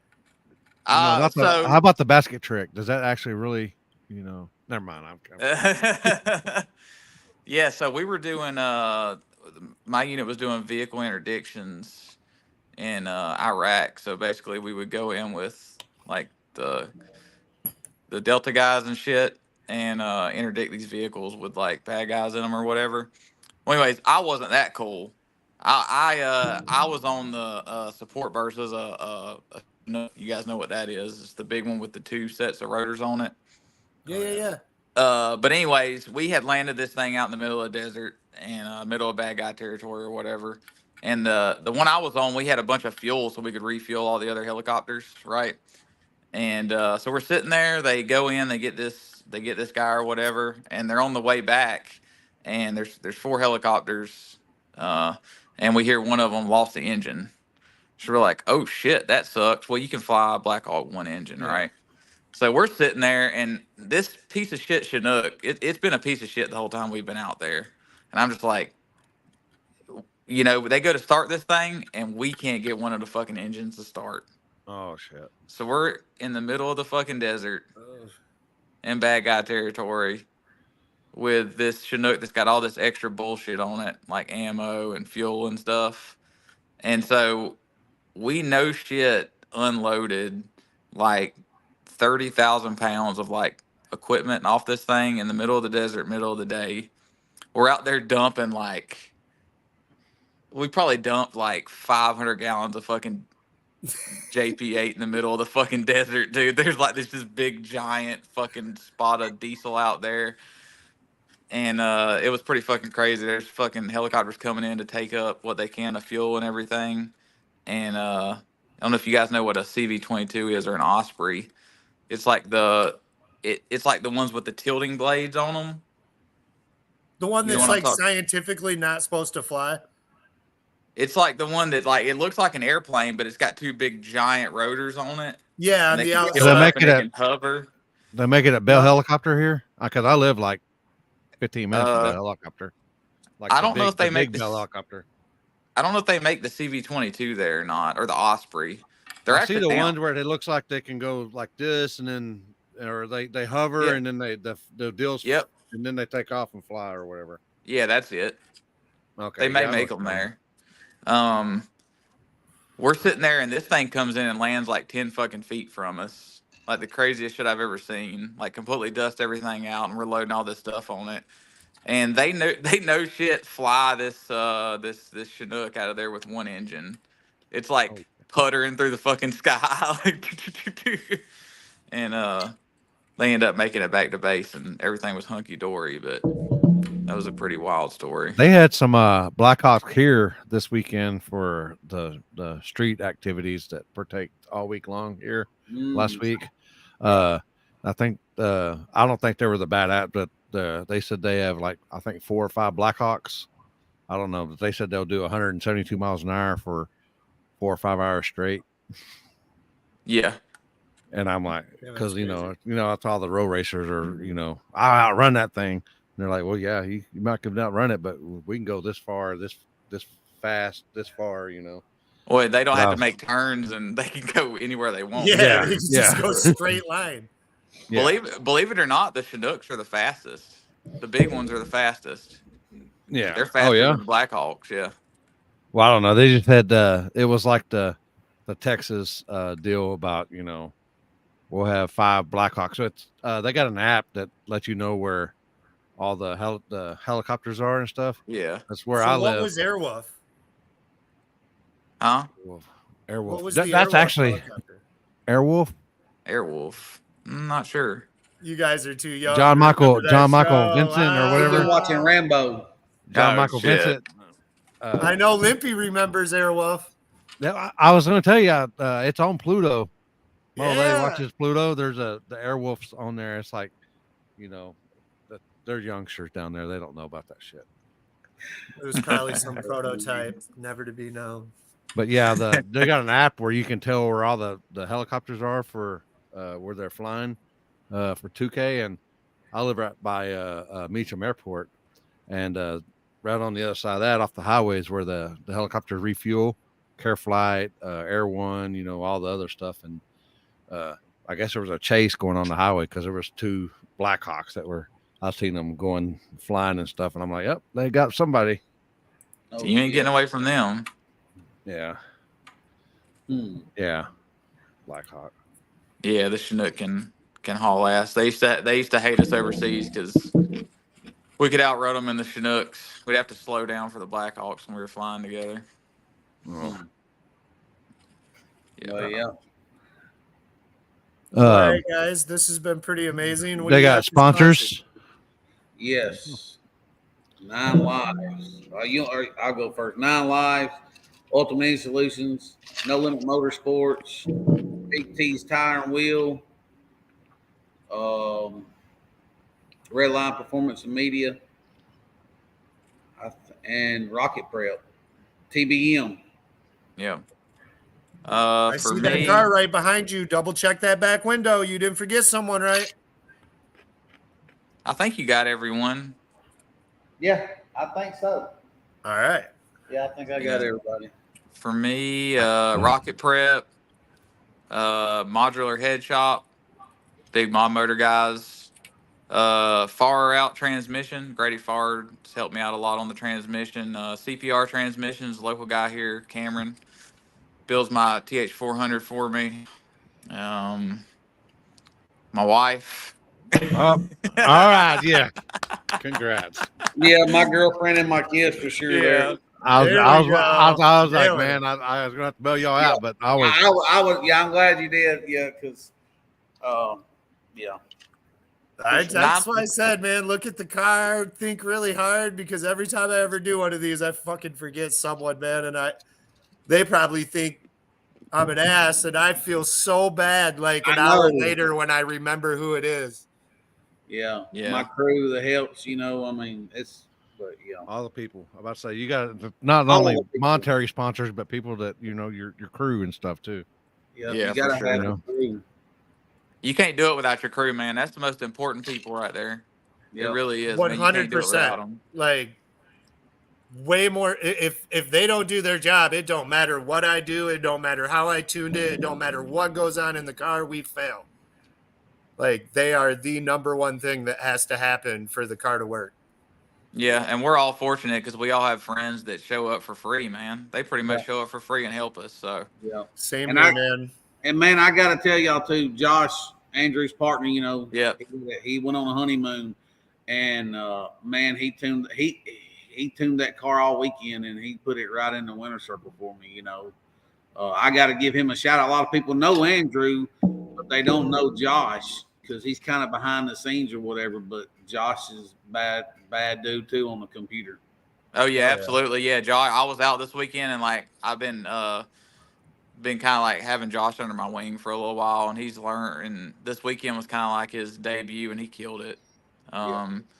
He's you guys have seen his car before. He's got it's a green notchback Mustang, but it's getting a Coyote in it this year too. We had a bunch of problems with the small block Ford, but he's gonna be coming out this year, and everyone will know who he is before long. Yeah, he'll be busting heads for sure. Yeah. And man, thank y'all for having us on here too, man. Much respect to you guys. It's a pleasure y'all inviting us on here. I mean, for sure. Yeah, no problem. Yeah, we know y'all don't smoke, but we'll do enough smoking for both. Yeah, we did enough smoking for you guys. Yeah. But yeah, dude, thank y'all a whole bunch, man. And dig or die this weekend for y'all. I'm trying. Andrew's definitely in. I'm about 85%. So we'll see what happens. I think I'll make it. Hell yeah. So they street Friday night usually. I don't know. There's a cap to that. They only let so many in just because if you let everyone in, it would never even get done. Was that Friday night or Thursday night? We're going to run Big Tire Friday night. I don't know, actually. With what, 29 and a half? Just 28s. I think you... Will they let you in with 28s? I think you have to have a different tire size than 28. You have to, be on a 29 and a half or something. Double check that. That's good to know. Just so you know. Yeah. And if you hear something about when that race is, and I mean, both of us ain't got a race. If we can at least get one of us in, would be cool. If we can make it there. I can probably see and try to get one of you in for sure. I just thought we're probably just going to watch this time just because it seems like it turns into a pretty big event. Oh, really? struggles to make it through. That road out there is real narrow. They race on. Yeah, that's for sure. Nick, I see, is in the comments. He could probably 28 in big tire coat. He said, Oh, that kind of changes what I want to do too. Then I would. I'd run big tire. Yeah, I'm running. I'm down. yeah, I think I want to show up and run big time. I mean, Justin said has to okay, be Justin's 29. saying it has to be 29 and a half. That's what I was told before. 29 and a half. Okay. Rocky, we need to find some 29 and a half. That's what it sounds like, don't it? Yeah. I can probably get us a set. Yeah, we'll. I guess I'll be trying to come up with some tires then. I can probably make that happen. Damn, another 500. Yeah. Just Yeah, money, man. Just man, money. I Just got a money. set here, but they're old, man. I'd tell you I'd bring them and you can run them, but Yeah, I don't think you want to. I had a set, never used them, and just sold them probably like a month ago. Brand new. Yeah, I'll double check though. Oh yeah, like they'd have got hard and wouldn't been worth hard. Yeah, I mean, what are the rules to tailgate? Can I like just ratchet strap a tailgate to the deck lid and tell me. hang it from the wings? More if weight. so, from I'll your run chute, tailgate from your on chute. Friday. Pull your chute off and then just bolt the tailgate to your There you chute. go. Yeah. But no, thank you guys, man. Yeah. I appreciate it. And we'll see y'all hopefully this weekend, and we'll be at your race for sure. I'll be on the Alright, West guys. Coast. I'll be out when it's like I'll come back all sunny and stuff. Oh, yeah. Well, We man, going to thank you. Arizona. Hell yeah. Appreciate All it. right. Keep doing what you do. All right, buddy. All right. Thanks, guys. All right. See you guys. See ya. Yeah, later. I think that was a good one. Yeah. We gave a lot of secrets out. I feel like I'm going to hear some shit from some people that are going to be pissed at me for telling that much. We might try to make the Utah one, Randy. I got to take a look at what's going on and see what Jeff wants to do. Yeah. That's where I'll be going this weekend. They've actually got a white girl out there, but it's a Nova that races out there. It's the one that where was he at? It looked like the white Nova that's going through the finish line, like fully extended. I think it's air. Yeah. That's a white girl too. Yes, Adam, we'll be at Dig or Die this weekend. Yeah. Yep, we'll be there. It's a Rocky sent me this stuff and I forgot to even play it. Where'd it go? Yeah, I told Andrew to send some too, but I don't know if he did. They didn't send nothing.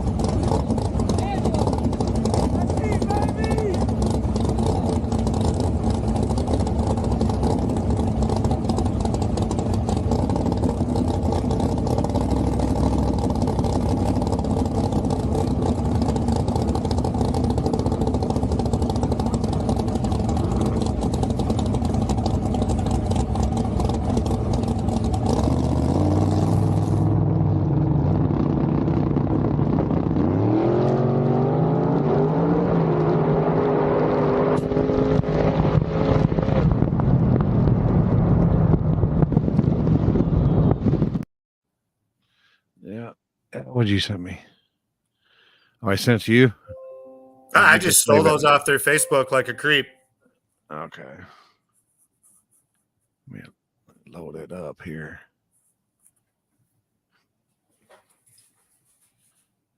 Oh boy.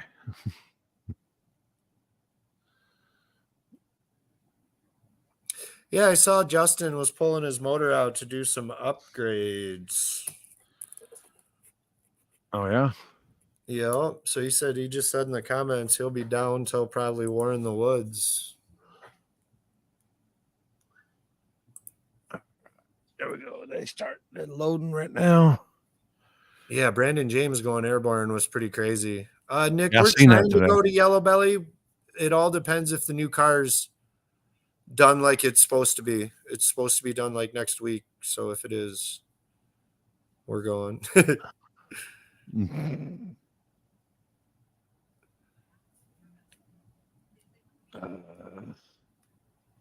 There you go, Warden.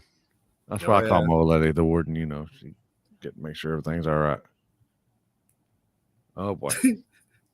Oh boy. There it is. That's this week's most popular engine. Yeah. You can do everything with a Coyote.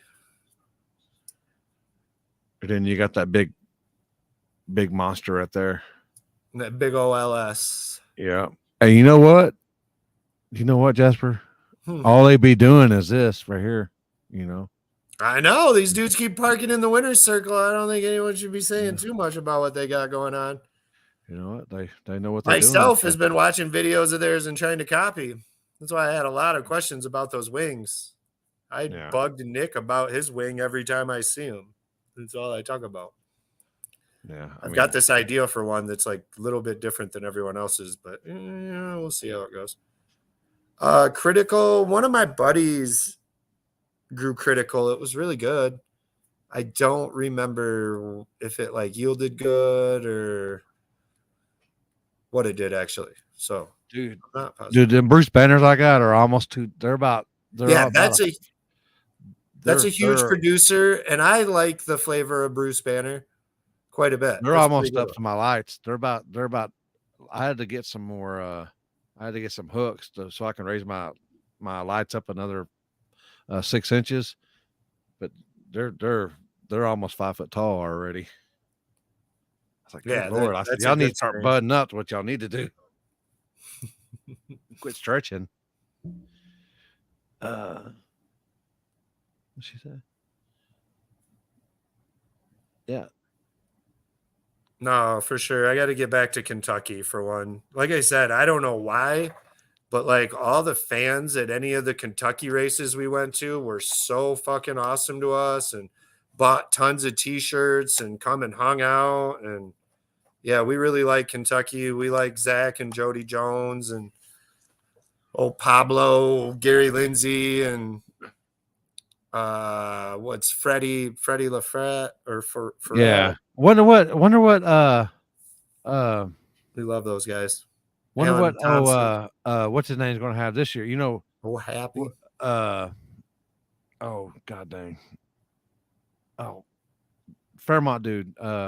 You said his name? Daniel Welch. Gary. Oh, Gary Lindsay. Al Bundy. Yeah. Every time he shows up, he has something different. One year he had side by side with the speakers, and then the one year he had I'd love to get Gary Lindsay up on here, but I don't know if he'd come, man. He's pretty. Yeah, he's gangster. Yeah, like he's a lot of these people claim to be cool. That dude really is. But he has like that one little was it like a Zuzu or is like a knockoff I don't even deal? know, some sort of China like mini truck. It had fucking. It was the dopest thing ever. He had like $10,000 just in stereo equipment. Yeah, just inside like a $30,000 side by side thing, like that had like AC and I don't know, dude. That dude, every time I see him, is the coolest dude there. I promise, like 100%. Like he's super nice too, and an awesome dude. Like, yeah, he's always been fast. He's fast as fuck too. Yeah. I know when he went because he was cageless for a while. Yeah, he was living on the edge. Yeah, and then didn't he have a wreck? Bad wreck at fucking Cache Days, Kentucky. And then walked out of it, but it didn't look like he should have walked out of it. But he didn't he get a cage put in it or something? Instantly. And then I think totaled it or something after that. Or and then he got the Camaro, or didn't he? Yeah, now he's in the Better Off Dead Camaro. Yeah. No one gets that reference either. Yeah. But that was a good movie. Look it up. Better Off Dead. multicolor bud the other day. That plant I got out back. I've already been doing the flush on it, but it's kind of rained here a couple of days. But I'm doing the flush, and then I'm letting it dry out for a day, and then I'm doing another flush. Checking my ppm on it, and Yeah. they're already starting to change and stuff. I'm on like day 4 of curing so far, so I got almost 2 ounces of the GDP. I think I stumped it because the plants that I got in there now, they're like 2 times bigger than my first plants that I had. There you go. He put the cage in it 2 weeks before the wreck. Thank God. Yeah. Facts. I like Gary. He's always in a good mood. He's always Yeah. having fun. He's never. he looks very. If you walk up to him, he looks very intimidating. Oh yeah, he looks like the type that. Which might he decide is. you're He not is cool. he is that person. But Dude, he knew what I was talking about. That's so good, dude. Booger snorts snow and Jello through the whole movie. And this dude that you now know what we're talking about, Limpy? yeah, I already knew. Oh, okay. Remember you had the Camaro that the foreign exchange student fixed? Uh-huh. That's what Gary Lindsay's Camaro reminds me of. They had the sweet neighbor Tommy, and his little brother made a spaceship. But yeah, Gary's good people. Yeah, he used to pick on Brittany a lot, Gary, but I don't think Brittany realized that he was picking on her because he likes her as a friend. Yeah, he's just having fun. And he was just joking. Oh, there you go. Jeff's letting you know. Oh, I battling that shit. Yeah, I have that's to not pee what I am. so bad. I'll be right back. That's all right. That's what it is, Jeff. Right now, I've got my little hygrometers or whatever, humiditators or whatever if I call it. I got them in there. They're 60-60 roughly right now. Yeah. I've actually already dried them, cured them, or trimmed them, and now they're curing.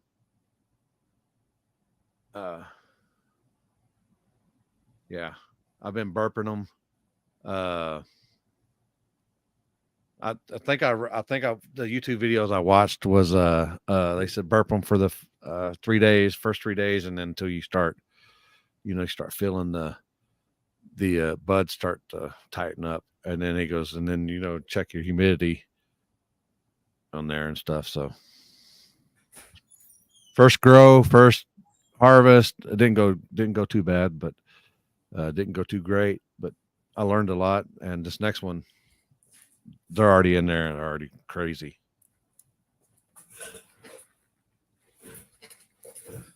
I mean, I'm not like nothing like y'all, but I'm definitely learning. Definitely learning.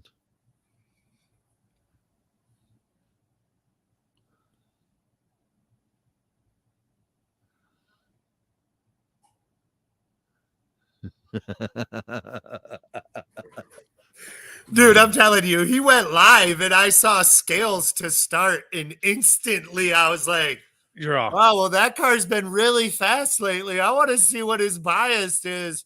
I know where he raced last. Like, I was fucking hyper focusing on that. That's why when I saw it, I was like, fuck. It's just set up like my car, but I didn't get to know how much he puts in the back. Mm-hmm. Yeah, that Justin Lee's been flying lately. That for sure.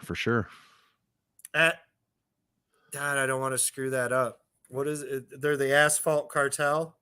Yeah. Because Luderman's fast too. Yeah, corn-fed car. Is it still corn-fed? I think so. Justin could probably answer that. I think it's still corn-fed. I don't know if it's actually still corn-fed. It might be meth-fed, but I think it's still called corn-fed. Well, I know it's still corn-fed. I just was wondering if it's still. Oh, yeah. I don't know if it's corn-fed. actually still corn-fed. That's kind of funny. I never thought of that being a factor in the name. Oh, corn car.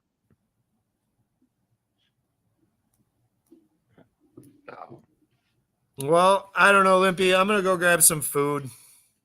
Yes, but it drinks meth. Yeah, but it drinks that. Perfect. They ethanol inject doing good the job. methanol system. Yeah.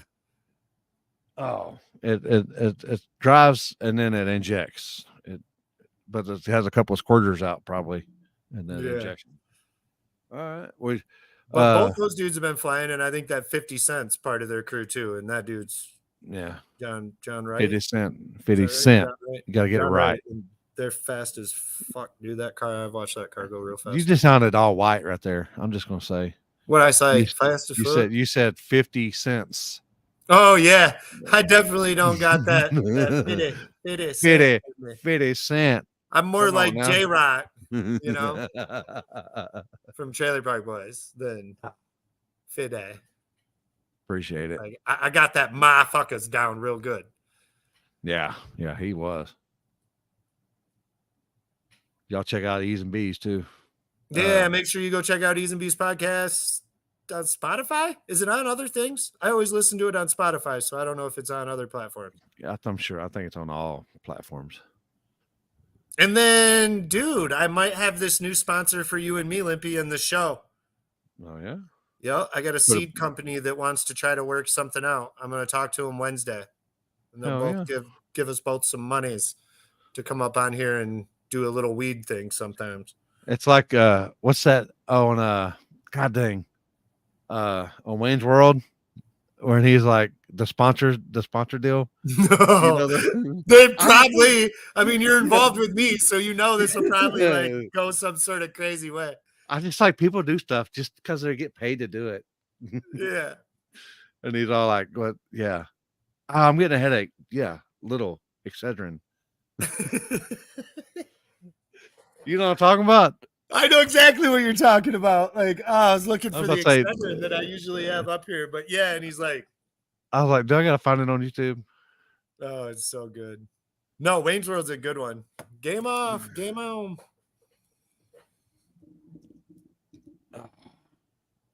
Are you hungry? Yeah, I'm starving. I gotta go get food. It's already like 11:30 here, and I gotta get up with kids at like 6. And hold on, I got it right here. Already, you got look right here. Asking you shall receive. Oh, you already pulled it up? Ah. Have a talk about Vanderhoff. The fact is, he's the sponsor. And you signed a contract guaranteeing him certain concessions, one of them being a spot on the show. Well, that's where I see things just a little differently. Contract or no, I will not bow to any sponsor. Sorry you feel that way, but basically it's the nature of the beast. Oh my God, look how young Rob Lowe is. But for me, the beast. How old that Doritos bag is. Garth, you know what I'm talking about, right? Yes. It's like people only do things because they get paid. And that's just really sad. I can't talk about it anymore. It's giving me a headache. Here, take 2 of these. New print. Little, yellow, different. Look, you can stay here in the big leagues and play by the rules, or you can go back to the farm club in Aurora. It's your choice. Yes, and it's the choice of a new generation. Oh boy! All right, there you go. Oh, Hi, people. Good times. Y'all have a good night.